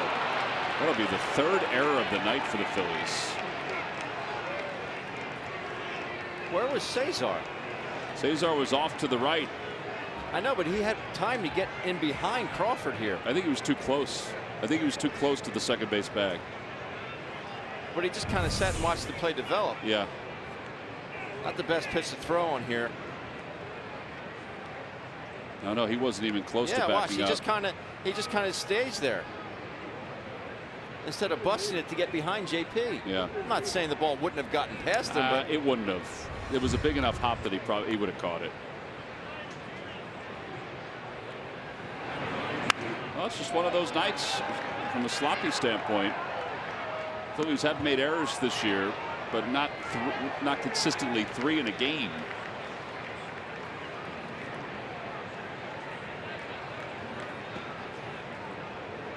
Stolen base E2.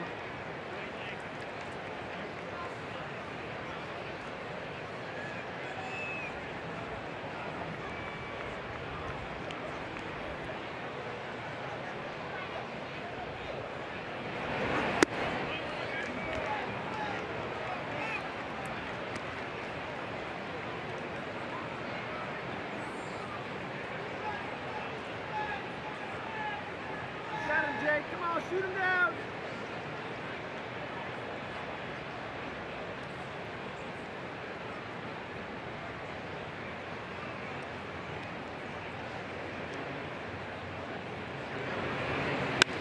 Fly ball, center field. Odubel gets under it. Tagging at third is Goldschmidt. Here he comes. The throw to the plate is way off line. It'll be a sac fly. Goldschmidt runs well. And it'll be another unearned run for the Diamondbacks as they take a 3-2 lead.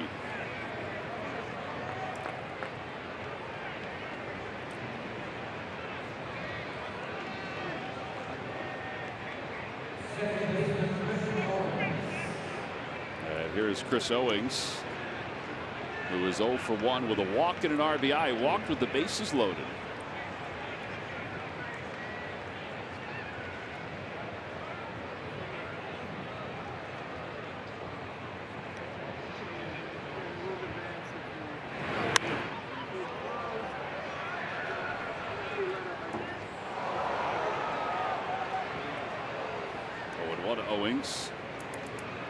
Owings hitting .397 against the Phillies with a 15-game hitting streak. Had a solid year last year with 25 doubles, 12 home runs. Former first-round pick by the Diamondbacks. 0-2. Back when he was first getting established, he was battling Didi Gregorius for the starting shortstop position. He beat him out one year, and then after a month, after he was named Rookie of the Month in 13, he hurt his shoulder. And Didi went on to the Yankees and has really done a heck of a job taking over for Derek Jeter. Who? Hard to do that. Yeah. The most iconic Yankees of all time.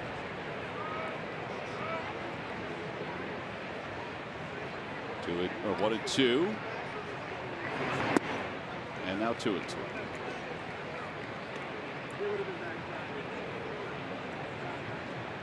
Fortunately, Jake has been able to bail his teammates out, but you can't keep making these mistakes against a ball club like the Diamondbacks. Yeah. They'll make you pay.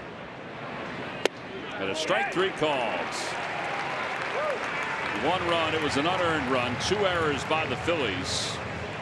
Middle of the 6th, it's the Diamondbacks 3 and the Phillies 2.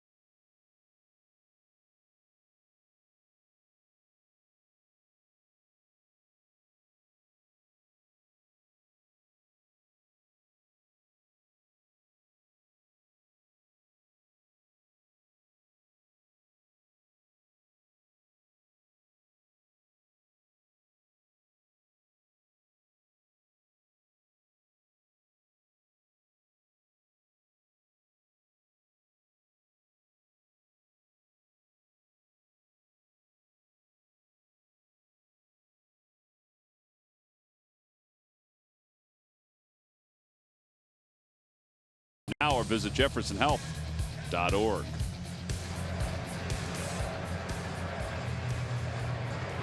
Diamondbacks lead at 3-2. They've scored 2 unearned runs.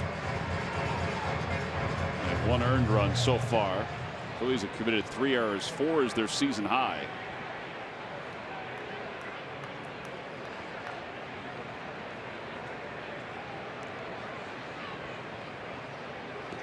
Carlos Santana will lead it off against Greinke, who's at 71 pitches.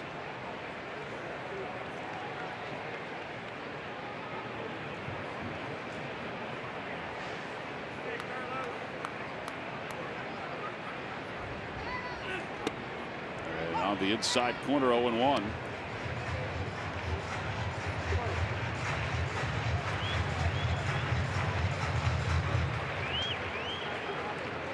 Santana has singled. He's also got an RBI and a ground out. 0-2.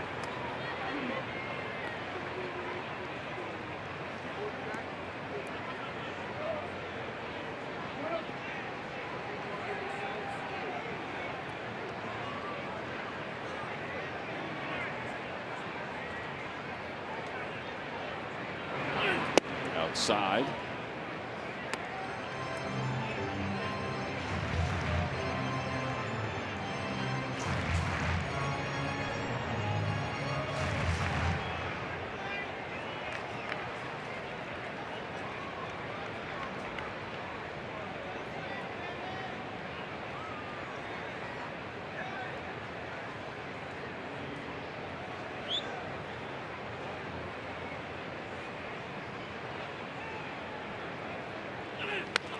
Bouncing ball foul.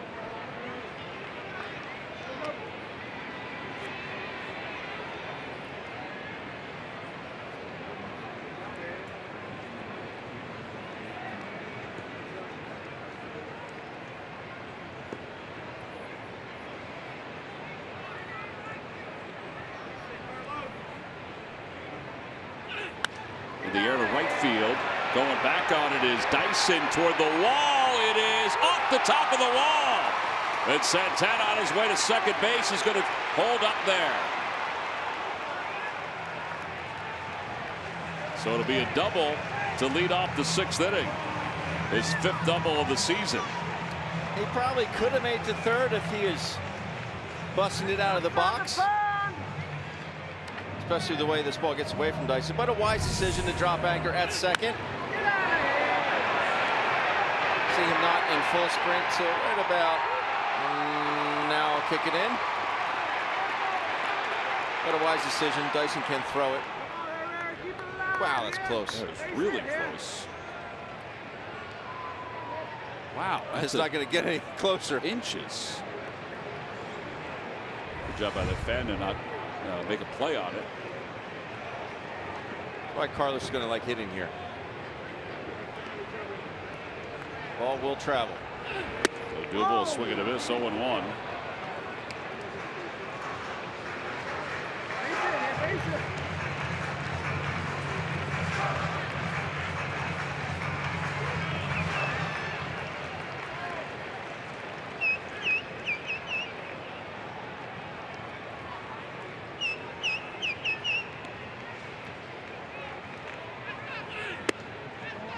Up and high, 1 ball, 1 strike.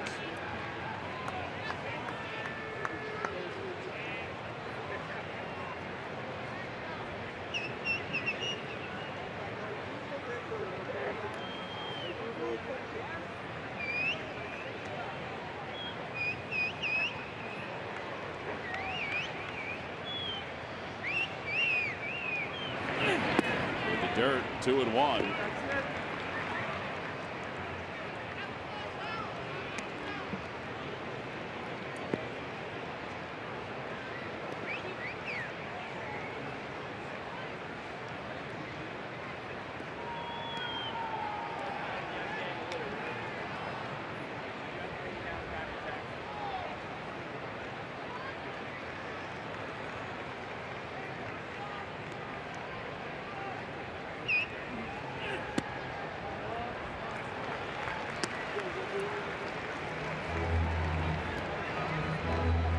And 1 strike.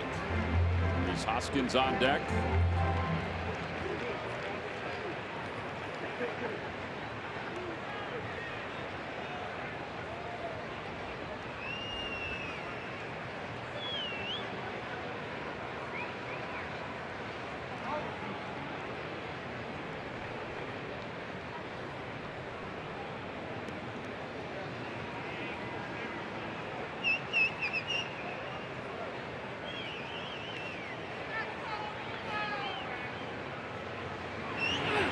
Odubel fouls it back 3-2.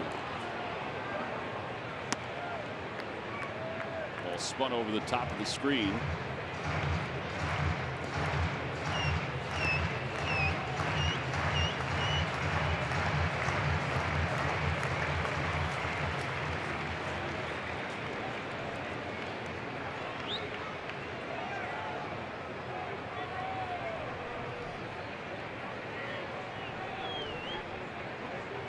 At the very least, you got to advance him to third base right here.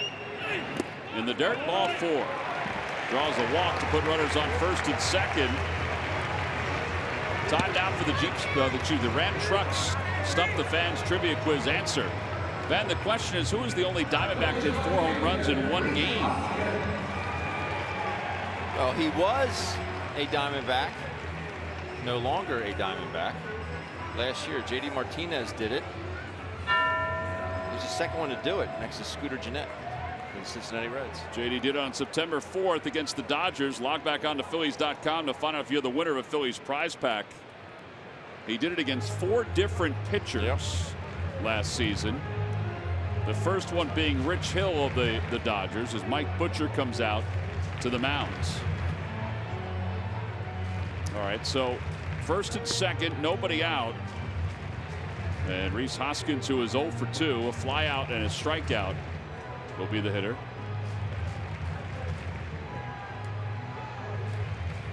JD was the 18th player in baseball history to have 4 home runs in 1 game.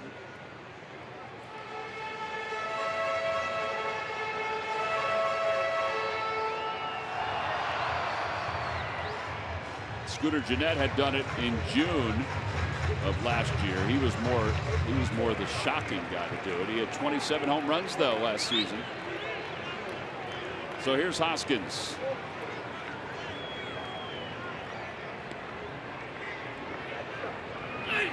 Got a first pitch on the inside corner, 0-1. It was a changeup that dropped in there.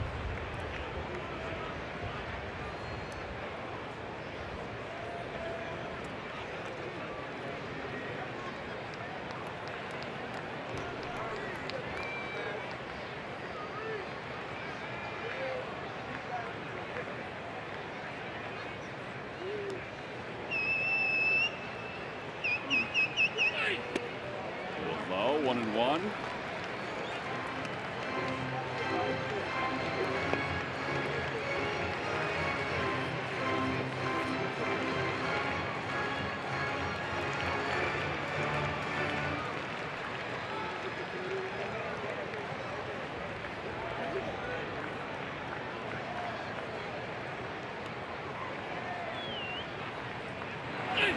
Outside, 2-1. I know he can change at any given time, but it looks like he's pushing it a little bit. Not as free as he was earlier.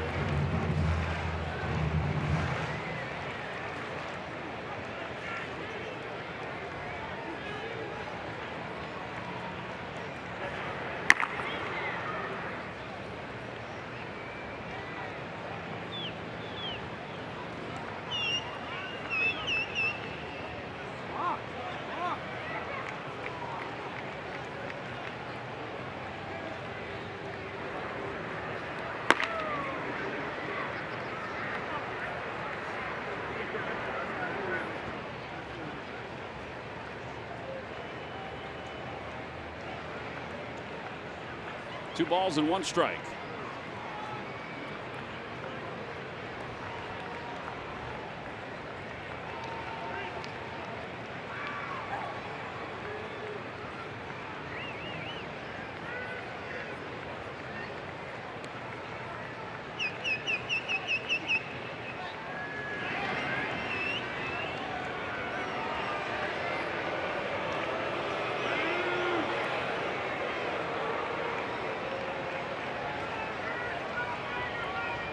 Greinke is a 4-time Gold Glove winner. In fact, among active pitchers, he has the #2 fielding percentage next to Kyle Gibson. Swing and a miss, 2-2. That's the kind of athlete that he is out on the mound. Right now, Mike Butcher's hoping that not for him to lean on his athleticism, but to lean on his smarts to try to get through this inning. Phillies are thinking the other way.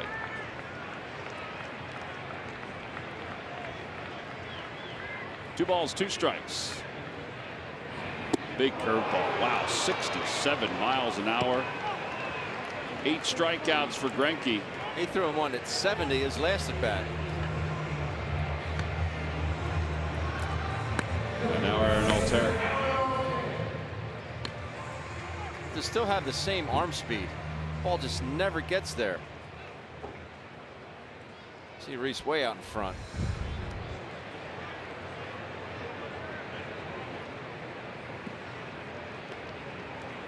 Altair has struck out. He's also flied out to left center field. So he's 0 for 2. Had a really good conversation with Aaron today about the double he hit last night with the bases loaded.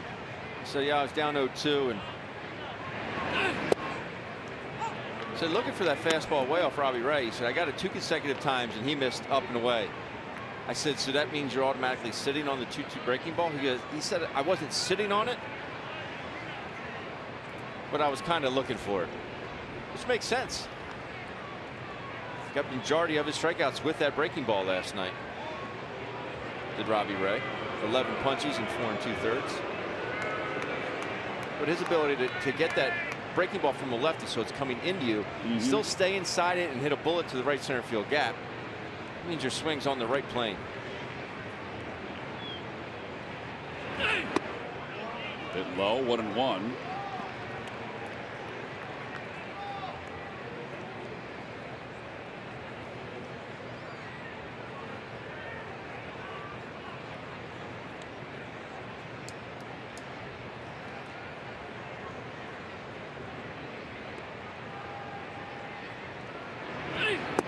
Two and 1.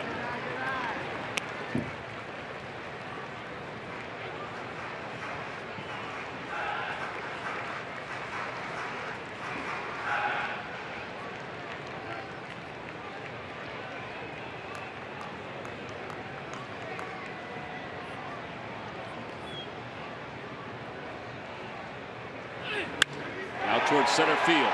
Going back on it is Pollock. Back toward the wall. It is gone!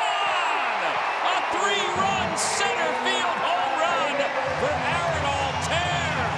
And the Phillies have retaken the lead. It's 5-3 here in the bottom of the 6th inning. Somebody's gotten hot. Wow. Big boy land. It sounded good off the bat. It carried well. And for Altair, that's his 3rd home run. Let's take a peek at the pitch sequence. Dawson with a fastball away. Another fastball away. Little curveball. And then the slider. Boy, go out and cover it. That ball's way out of here. 7th hit in his last 18 at-bats. And the Phils lead it by 2. And Knapp takes a breaking ball, and it's 1 ball and no strikes. I don't think one thing better than a 3-run homer. Obviously the grand slam, but I'll take a 3-run Jimmy Jack any day. 421 feet. See what the exit velocity is. 104.5. And Knapp pulls that one on 1 hop. Boy, Goldschmidt's so good over first. 3 unassisted, 2 outs. And Michael Franco's coming up. Chafin is up and looks like ready in the bullpen.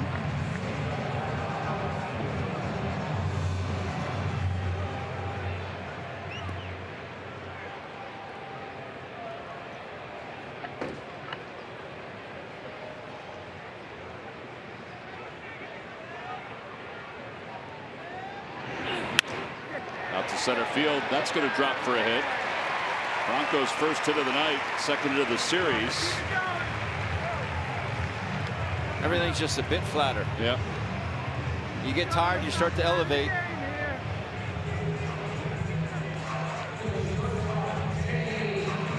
But this is something that John Maley, Pedro Guerrero, Gabe Cap, that's what they're preaching. Wearing down the starting pitcher. I know it hasn't happened till the 6th inning. Here we are at 95 pitches. I've seen a lot of pitches. They get tired, they start to elevate. That's when you do your damage.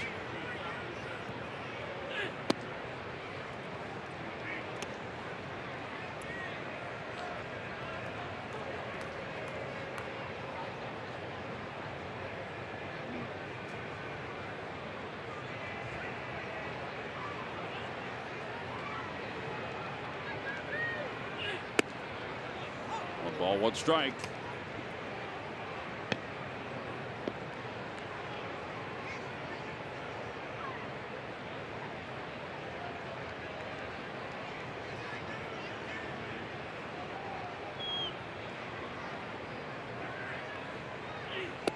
One and 2.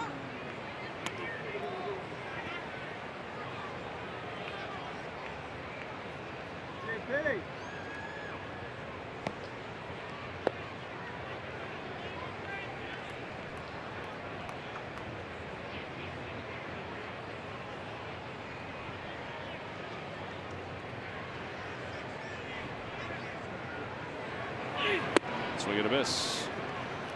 And that will wrap up the 6th inning. But the Phils retake the lead. A 3-run bomb by ARI Altair. We're on to the 7th.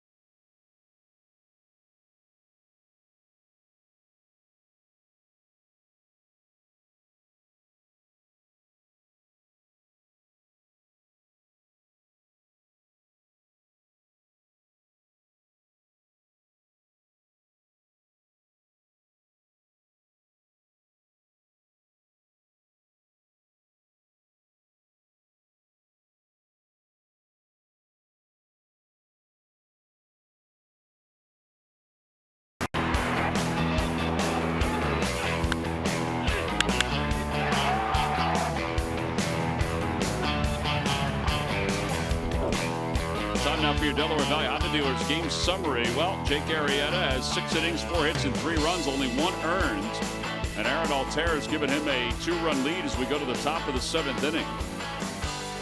And Arrieta will face Gerard Dyson, Jeff Mathis, then the pitcher's spot.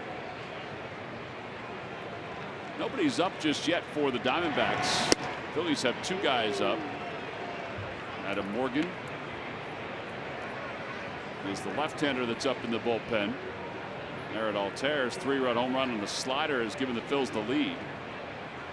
And Luis Garcia is the right-hander. There's a strike, 1-1.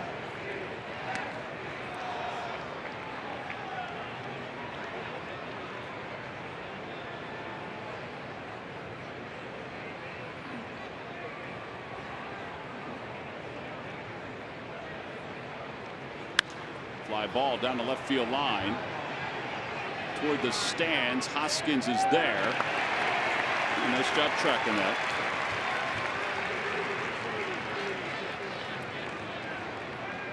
We could have told Reese there was plenty of room if we were sitting there. Got room. That'd be great. You got room. You got room.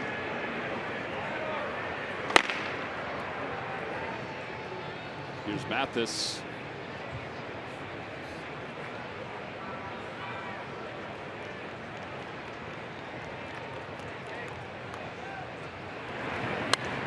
Oh, and 1.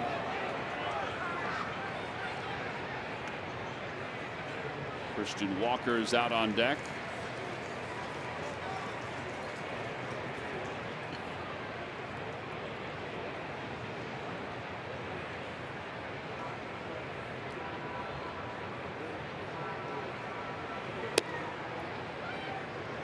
You've heard me tell numerous John Olerud stories, and first of all, how great a guy he was. Is he here?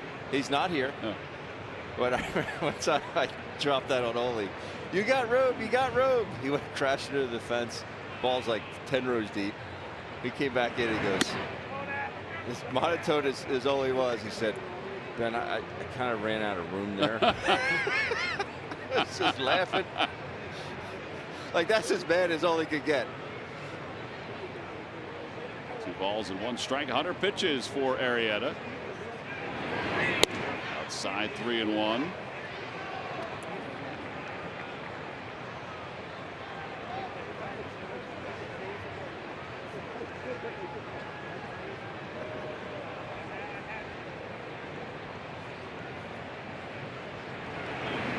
Bouncing ball to third. Nice hop for Michael. 2 outs. Well, the time is winding down for the Students deal, at least in the month of April. It also will be available in the month of September. It's a $15 ticket plus a voucher on the Phillies for anything in Ashburn Alley. Your John options include Chickies and Pete's crab fries, Tony Luke's, or a Hatfield hot dog and Coke. Go to Phillies.com/studentsteal for more information. You can also just stop by the ticket office with your student ID.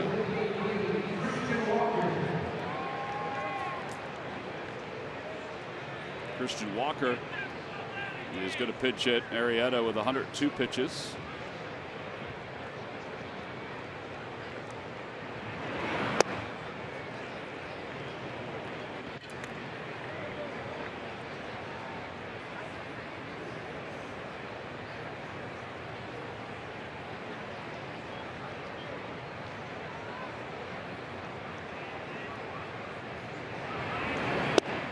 Just a bit low, 2-0. Got him, Jake, you got him.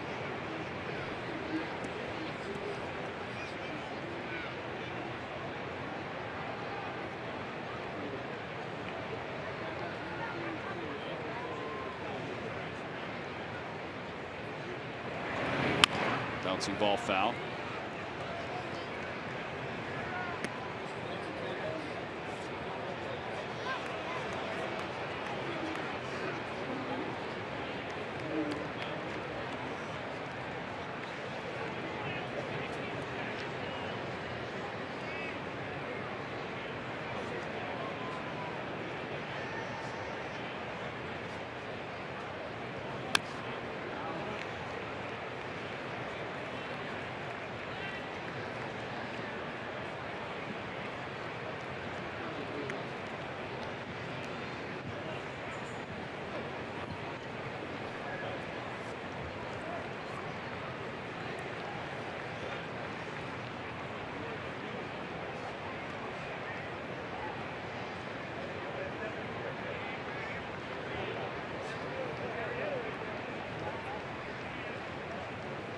Here's the 2-2 pitch coming to Walker.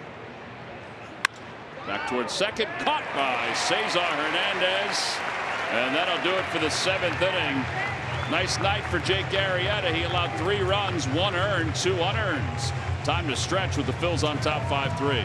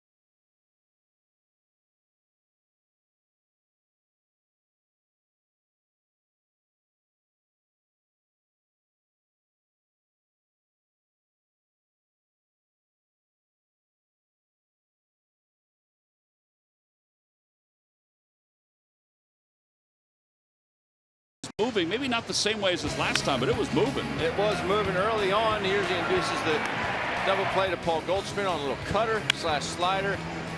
Able to get in on the hands of some righties. Induce a ton of ground balls. Just not a ton of hard contact tonight. His defense didn't help him out a whole lot, but here he helped himself out on the 1-2 putout. Backdoor fastball, sinker. He just had it going tonight again. You'd like to see. So 107 pitches, 11 ground ball outs.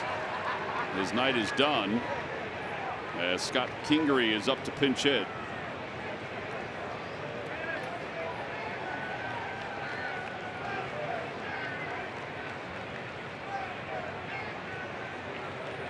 Kingery hitting .216, couple home runs, 13 RBIs. Facing Andrew Chafin. Outside, 1 ball, no strikes. His first couple hits he had this season. Bullets back up the middle. Yeah. Love to see one of those right here. Just good hard contact, back up the box. Upstairs, 2-0.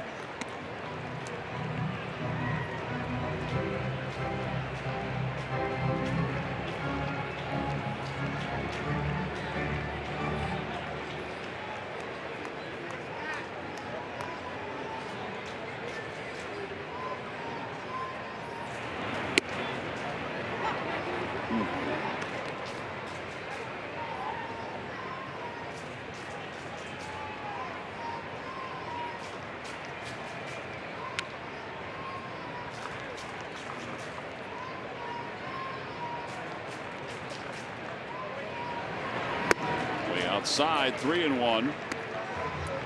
Chafin a 1.35 ERA. He's part of the best bullpen in the National League. A collective ERA of 1.84.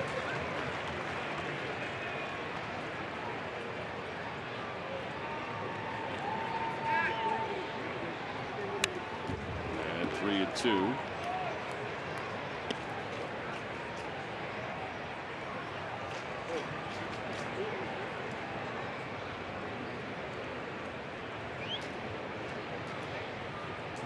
That little guy has no idea what he's looking at. Can you say nightmares? Down the right field line, out of play. At some point he's wondering if Sully's going to walk out of the closet for Monsters Inc. A great movie.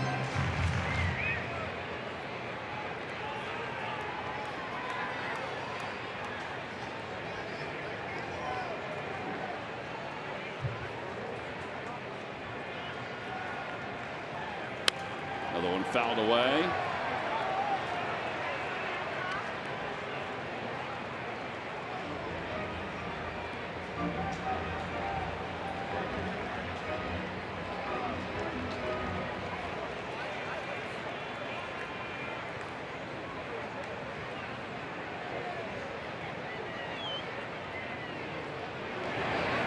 And a strike 3 call.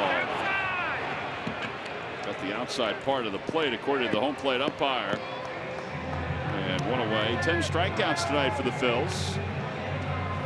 And here's Cesar Hernandez. That was an 8-pitch at bat for Kingery.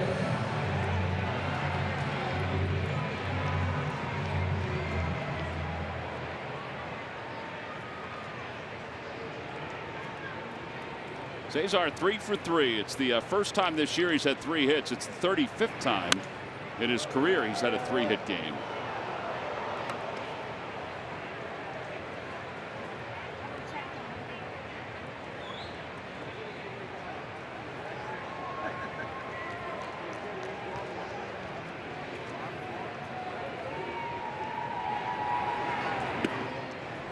That one trickles between the legs of Jeff Mathis.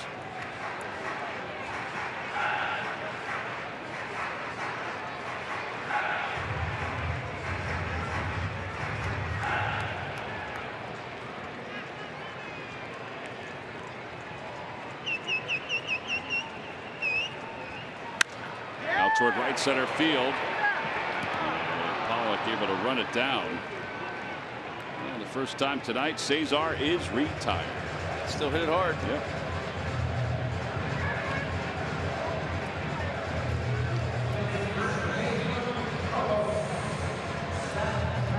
Now Carlos Santana, who is 2 for 3 in this game with an RBI and a run scored.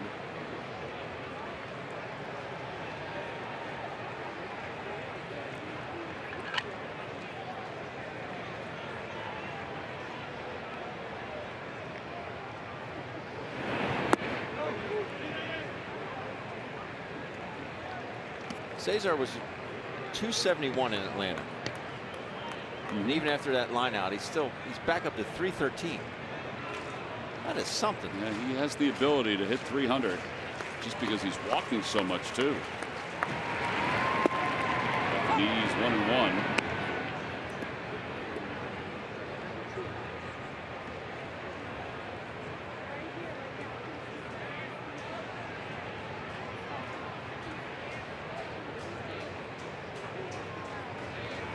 Bouncing ball foul.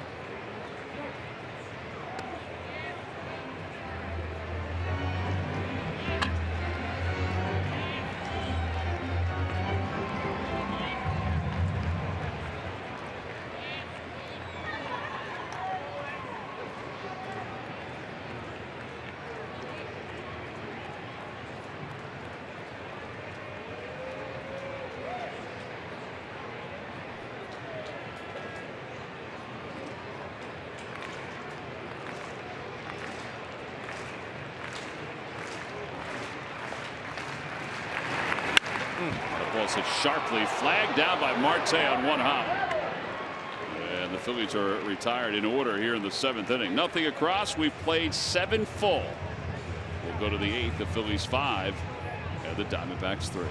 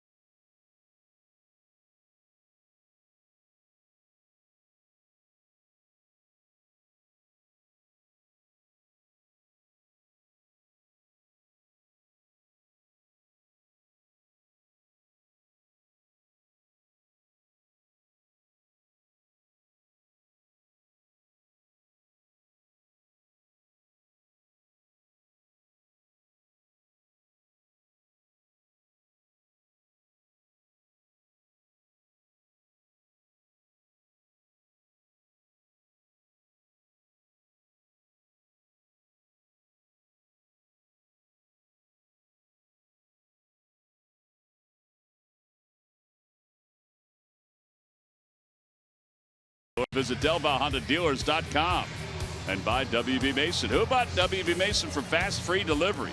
Nobody does it better. We have played 7. We're on to the 8th inning. It's the Phillies 5, the Diamondbacks 3. And Adam Morgan will take over out on the mound. And he'll face the top of the order. Peralta, Marte, and Paul Goldschmidt. Adams' numbers, a 3.12 ERA.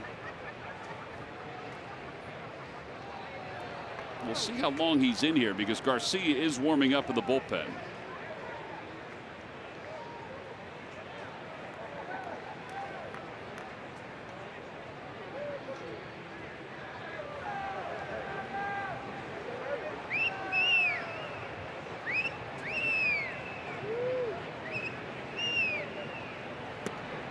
Whoa. That ball had some wicked movement on it, that slider. It's 0-1.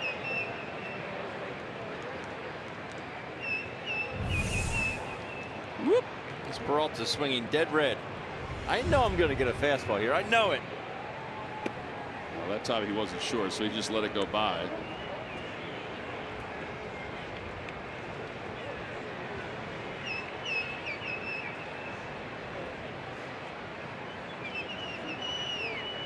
One ball and one strike. 1-2. He's thrown 3 straight sliders to him.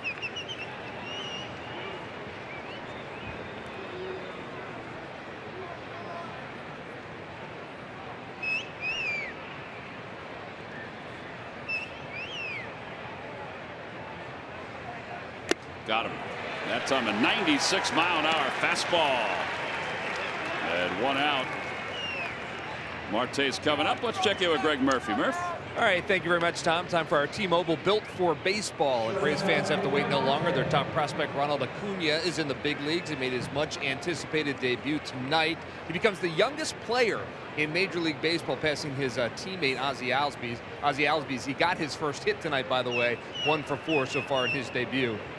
Also, some long ball notes. Mookie Betts hit his 3rd leadoff home run of the week for the Red Sox to get them off to a fast start against Toronto. And how about Didi Gregorius, whose home run streak now has reached 4 games. He hit another one today, so 4 straight games that Didi Gregorius has hit a home run for the Yankees, and he has 9 right now on the season. Yeah, and all 9 are at home. Yes. For Gregorius. He's that home cooking. He likes that home cooking. The first Yankee shortstop to homer in 4 straight games. I tell you, I mean, he's leading the league in RBIs. Yes. He's on pace, I think, as they said last night, he was on pace for 199 RBIs. I don't think he's going to do that. Could happen. Probably not. Probably. Way to be Probably not. Way to be positive, Irv. Murph, I do appreciate you correcting my grammar. Just trying to help. Probably. Probably's not a word. You see, what you have to do is you got to take the B's out of probably. Right.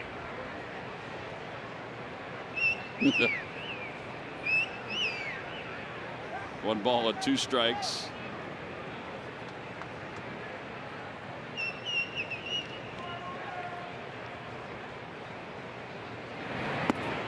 Low, 2-2. I might want to start Mookie Betts off with maybe a breaking ball. Something. Change up.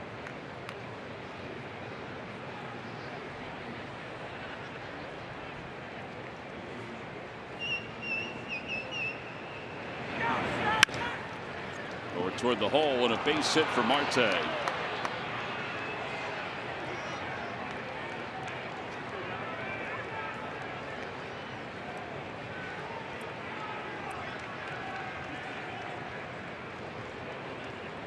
Right, here comes Gabe Kapler. So Paul Goldschmidt's coming up, so they're going to bring in Garcia to face Goldschmidt. Get the righty on the righty. So a pitching change here at Citizens Bank Park in the top of the 8th inning with 1 man down. Adam Morgan's night is done. He's responsible for the runner at first. We'll be back right after this.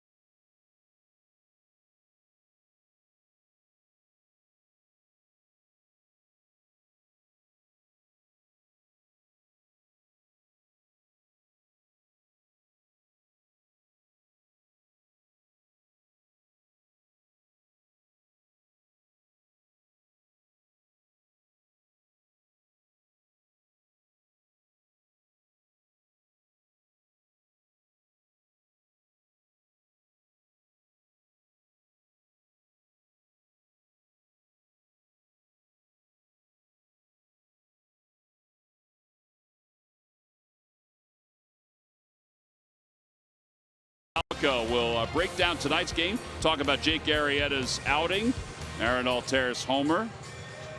All that coming up on Cure Auto Insurance presents Phillies postgame live. Top of the 8th inning.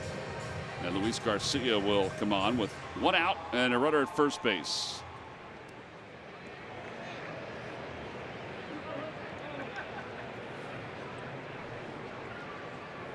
Paul Goldschmidt is 0 for 3. He's grounded into a double play. Reached on an error by the third baseman, an error by the shortstop.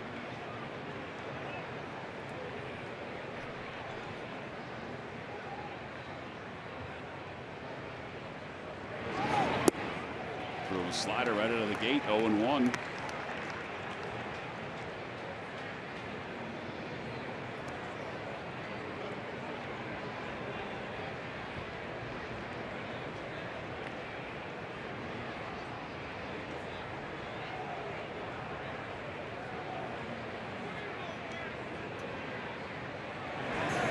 Upstairs, 1 ball, 1 strike.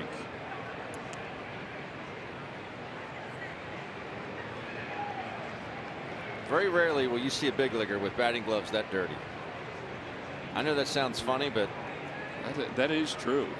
I've had teammates that would wear a new pair every at bat. That's just wasting things, man. But I mean, there's something to that because they're tighter. If you like them tighter when you get new ones. I mean, these things are just. He runs with them. I mean, last night the mud was caked all over him. It's the same pair. Feeling lucky with him.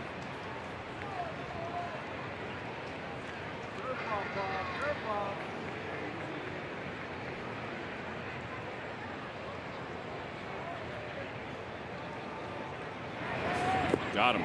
Threw him a slider, and Goldschmidt strikes out. And there are 2 outs here in the 8th inning. Where Luis can be nasty. Yes. And now A.J. Pollock, who is 1 for 3. Goldschmidt's been pretty aggressive the first couple games here. He just reads no spin.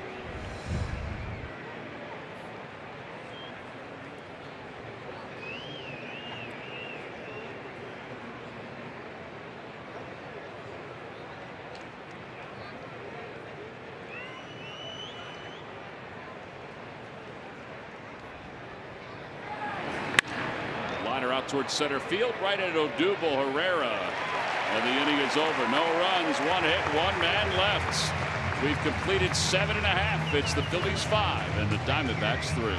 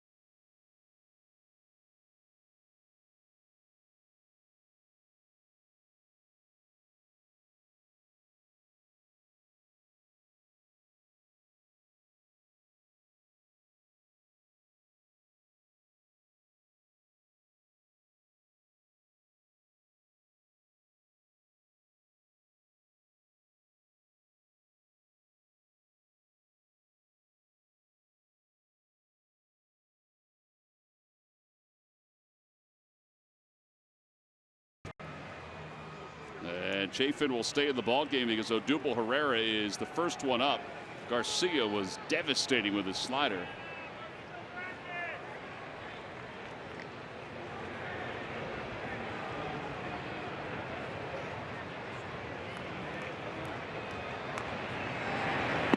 Pitch low, 1 ball and no strikes.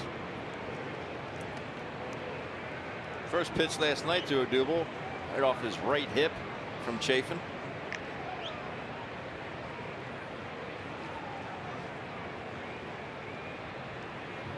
Odubel's had a nice night. 1 for 1, an RBI and a run scored. He's walked. He has a sac fly. Oh, he's on skates there. And it's 1 ball, 1 strike. Well, that little guy isn't as shocked now about the Fanatic.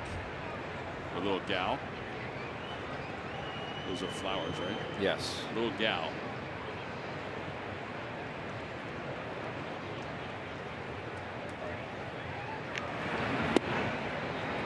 The inside corner, according to Ed Hickox.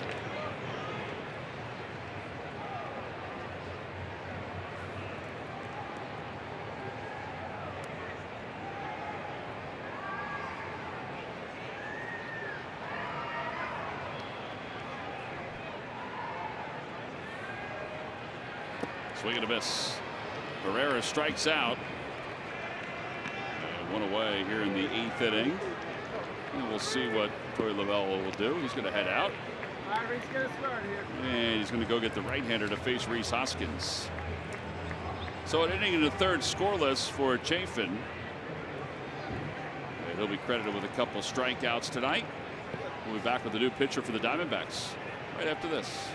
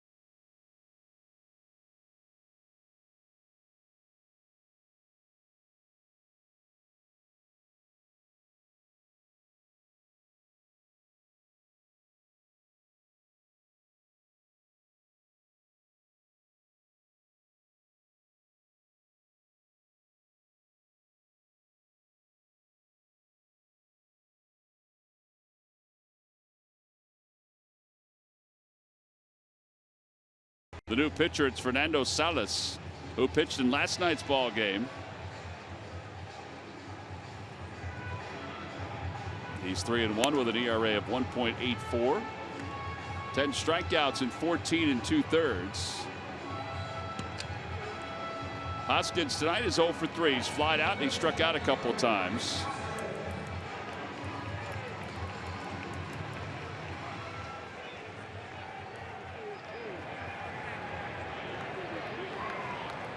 Phillies have Hector Neris warming up in the bullpen. Like to get maybe another run. I was just going to say that. Neris will face Descalso, Owings, and Dyson. Those are the scheduled hitters for the Diamondbacks. There is Hector.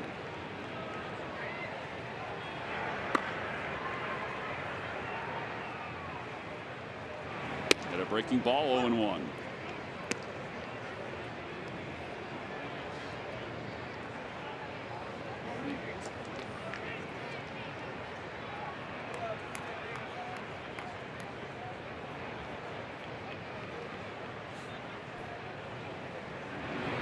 Bouncing ball foul, 0-2. Right on him, Reese, right on him.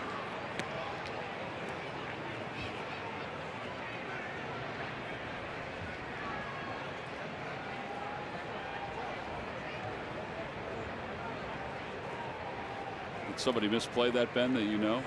Robin McCardle. Come on. I won't Robin. throw any names out. You just did, Robin. 0-2 pitch. And a hot shot towards short, past the glove of Marte.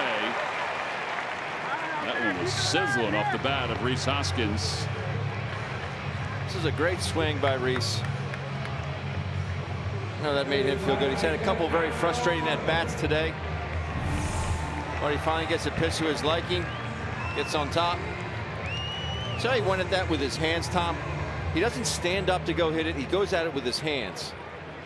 You start to go at it with your legs, your eye level raises and the ball will jump on you. He went at it with his hands. Everything else stayed on the same plane. Well, now Altair homered. He's got the big swing tonight. And he hits this one down the right field line. That'll slice foul and out of play. And it's 0-1. Altair, the last 3 games, is 5 hits and 6 runs batted in.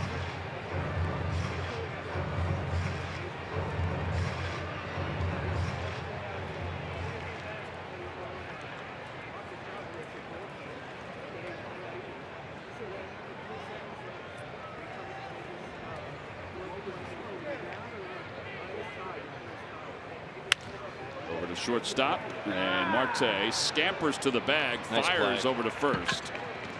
Yeah, the inning is over after a double play. So the Phils, with no runs, 1 hit, and nobody left, will go to Hector Neris in the 9th inning, try to seal the deal on a victory here at home.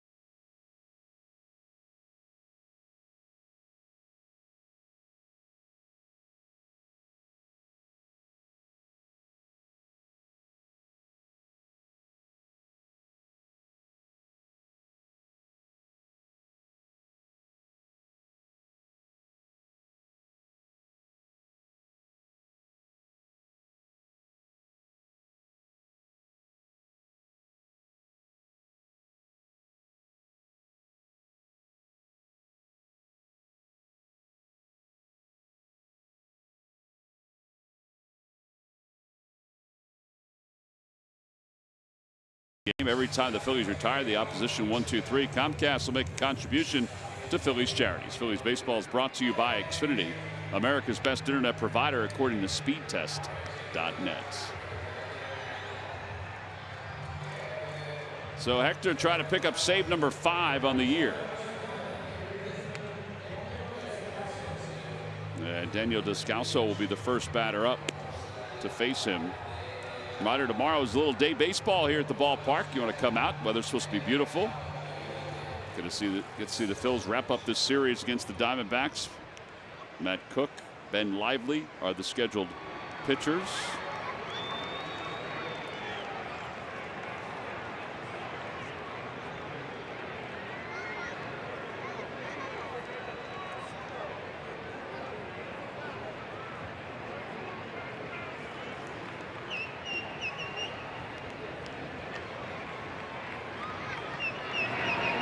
Pitch outside. Wade Davis of the Rockies leads the way with 9 saves. He and Familia of the Mets. Brad Hand has 6 for San Diego. Boxberger has 6 for the Diamondbacks. And then Hector has the 4.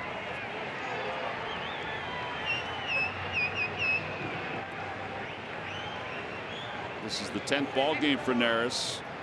He's allowed 4 earned runs and 9 innings of work.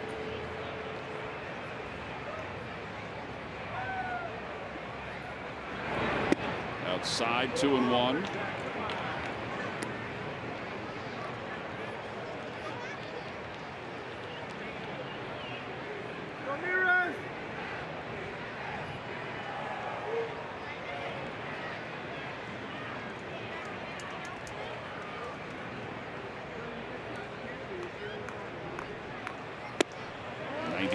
that fastball.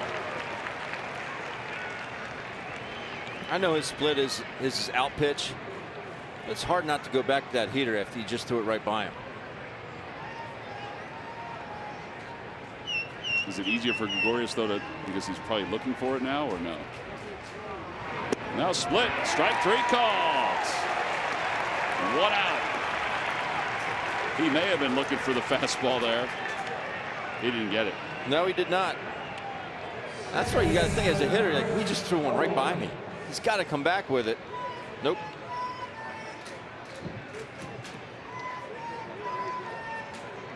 As long as he stays on top, it will tumble. Now Owings is up. Owings is 0 for 2 with a walk and an RBI. Swing of the miss, split down 1-0, or 0-1 I should say. Knapp does not want that baseball. You know, I noticed Greinke actually asked for the baseball when a couple of guys wanted to throw it away tonight. He probably could utilize the scuffs and everything on it to his advantage. He might be the only one.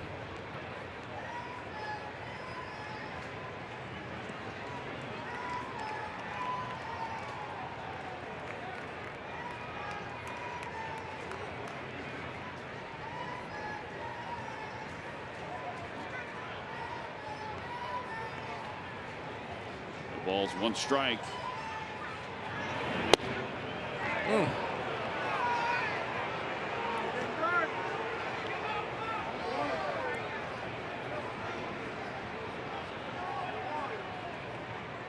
Little shower coming through, little renegade storm. Outside, 2-1.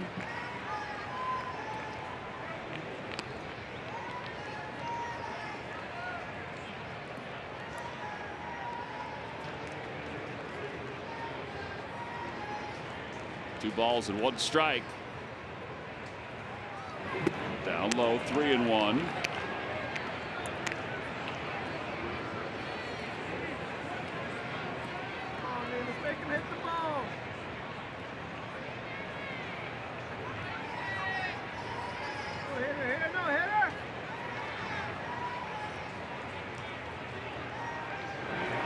Outside, ball 4. So that means the tying run is coming to the plate. And Dyson.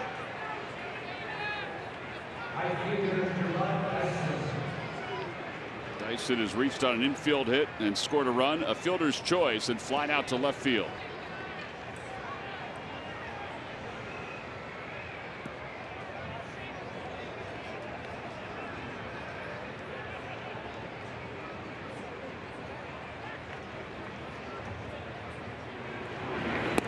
Gets away from Knapp, and the runner moves up to second base.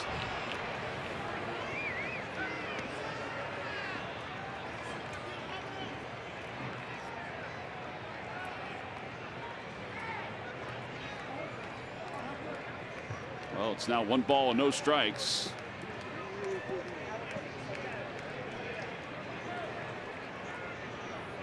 A wild pitch charge to Neris.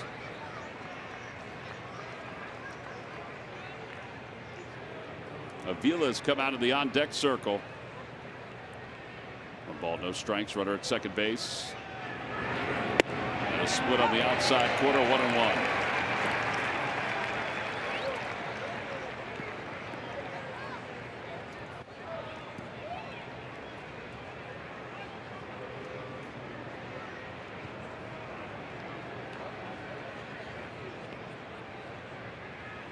Outside. So he's not getting on top of it, Ben? Is that what it is? No. When it has that lateral movement, when it doesn't tumble, especially to a lefty, the arm drags, he's on the side of it. He's kind of peeling off towards the first base side. Arm drags, you push it. Quick visit from Franco after Knapp went in. Got him, Neris. Come on, hit the glove.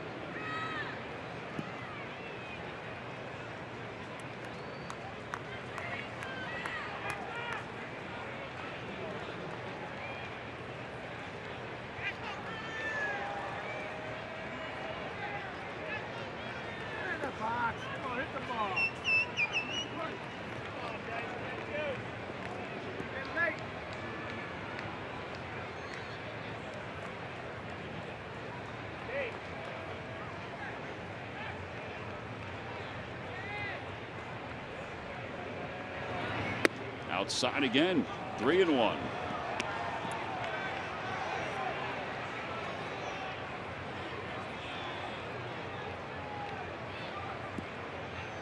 I wonder if he walks him if they think about getting Tommy Hunter up in the bullpen. No one's stirring just yet. 3-2.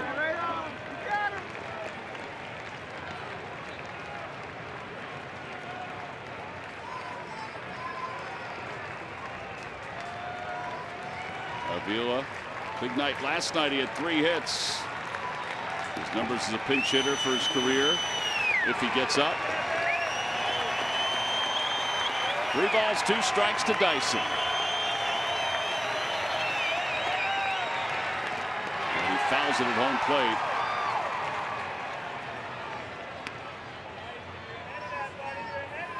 And it remains 3-2.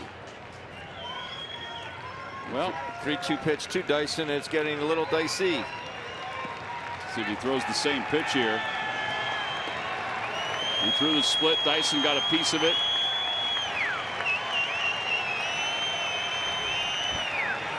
Got him. Threw the split again. 2 strikeouts, 2 outs. And a runner at second base.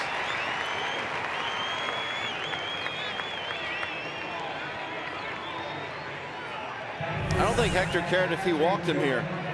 He was going to keep going at him. See the tumble on that? That's the good one.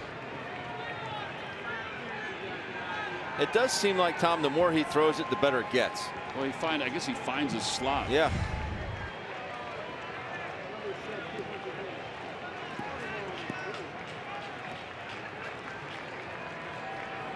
So now Avila hitting 179.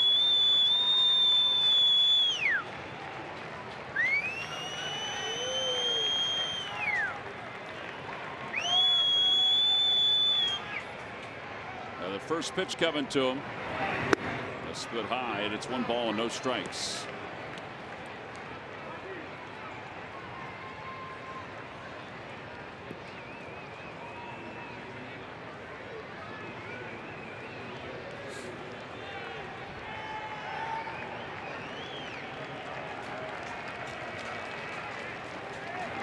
Swing and a miss. 1 ball, 1 strike.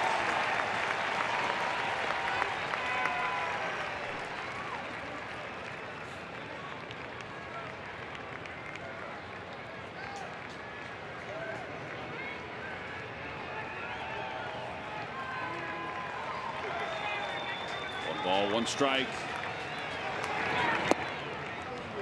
2-1. He's fighting it. He really is.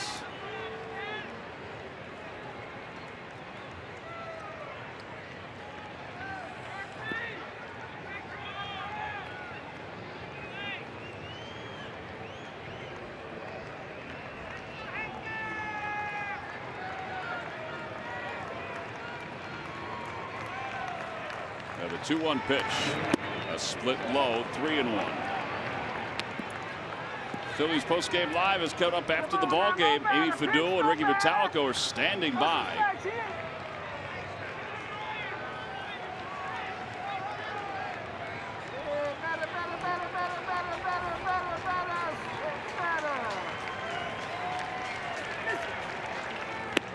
And a strike 2, 3-2. I guess you just throw it again.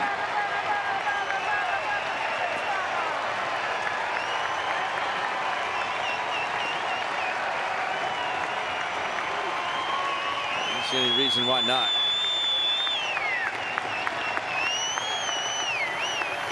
Three balls, 2 strikes, 2 outs. Runner at second. And Neris, time is called. Thinking of Avila's got to be sitting on the split. Just throw a fastball down and away. How he could ever catch up to it? He's not seeing a heater.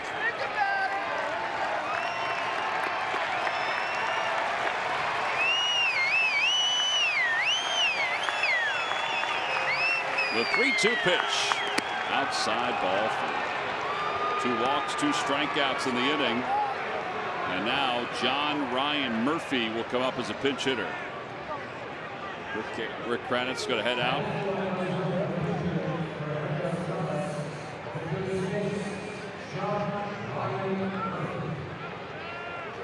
And Devin Marrero is going to come on to pinch run for Avila, who worked out the walk. It's the one advantage of carrying 3 catchers. You have one that pinch hit and walks. He's lifted. And then you have the third catcher up now as a pinch hitter. Now they're down to Nick Ahmed on the bench for the Diamondbacks. Rick Kranitz trots back to the dugout. The outfield is deep all the way around.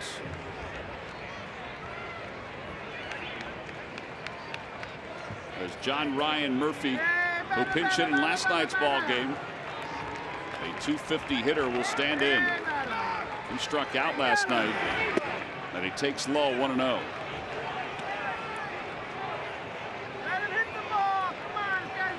Ramos is starting to warm up in the bullpen.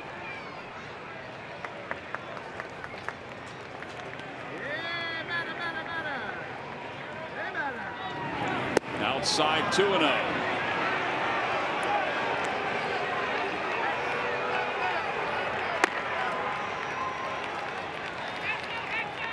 Well, you got to take a strike here, I would think, right? Yeah.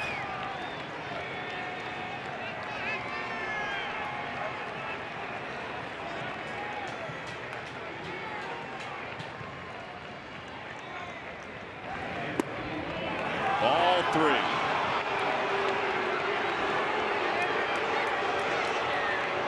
The splits are not kind to Hector.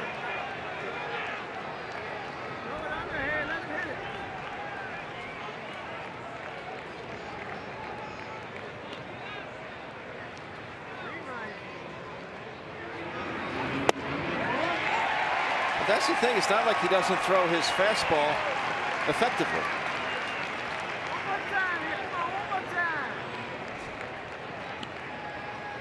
I wonder if they back it up and do it again. Don't fall. 3 balls, 1 strike as the Runners take their lead. Boy, helped him out there. 3-2. 94 on the heater. Go it again.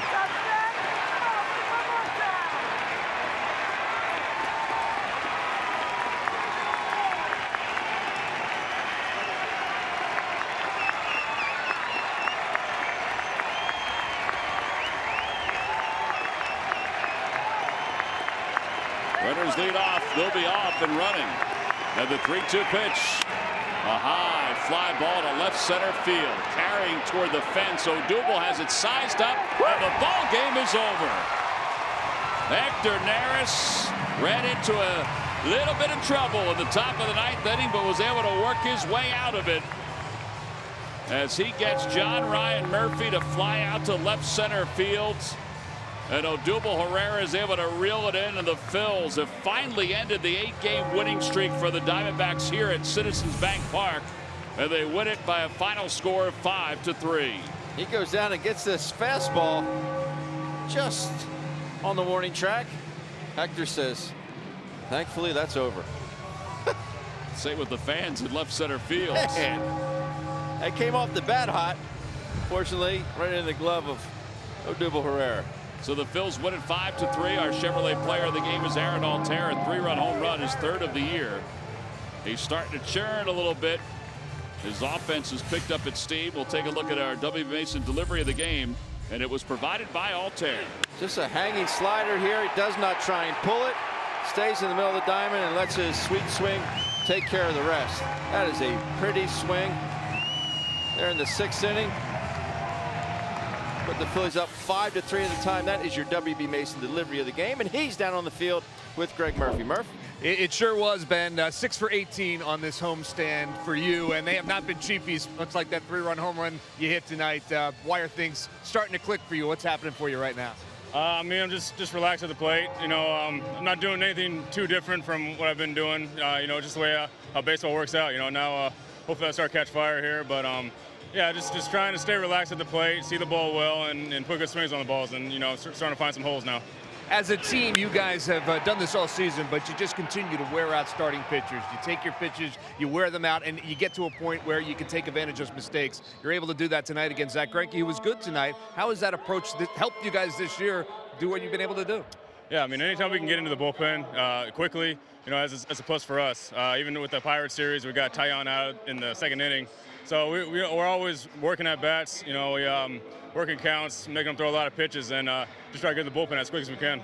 As a result of your 3-run home run, you changed the fortunes, and Jake Arrieta gets the win in this one, and deservedly so. Allows just the 1 earned run in this game. How much fun is it playing behind a guy like that? It's awesome. You know what he's going to bring every night he pitches, so it's always fun to play behind a guy like that. He pounds the strike zone, gets quick outs, and you know, he did his thing tonight, and you know, helped us get that win. He did his thing, you did your thing. Congratulations on the win. Guys, back upstairs. All right, Murph, thank you very much. Hector Neris records the 5th save. It was a little more difficult than he would like, but the Phils get it, and they celebrate with a 5-3 victory. We'll be back to wrap it up right after this.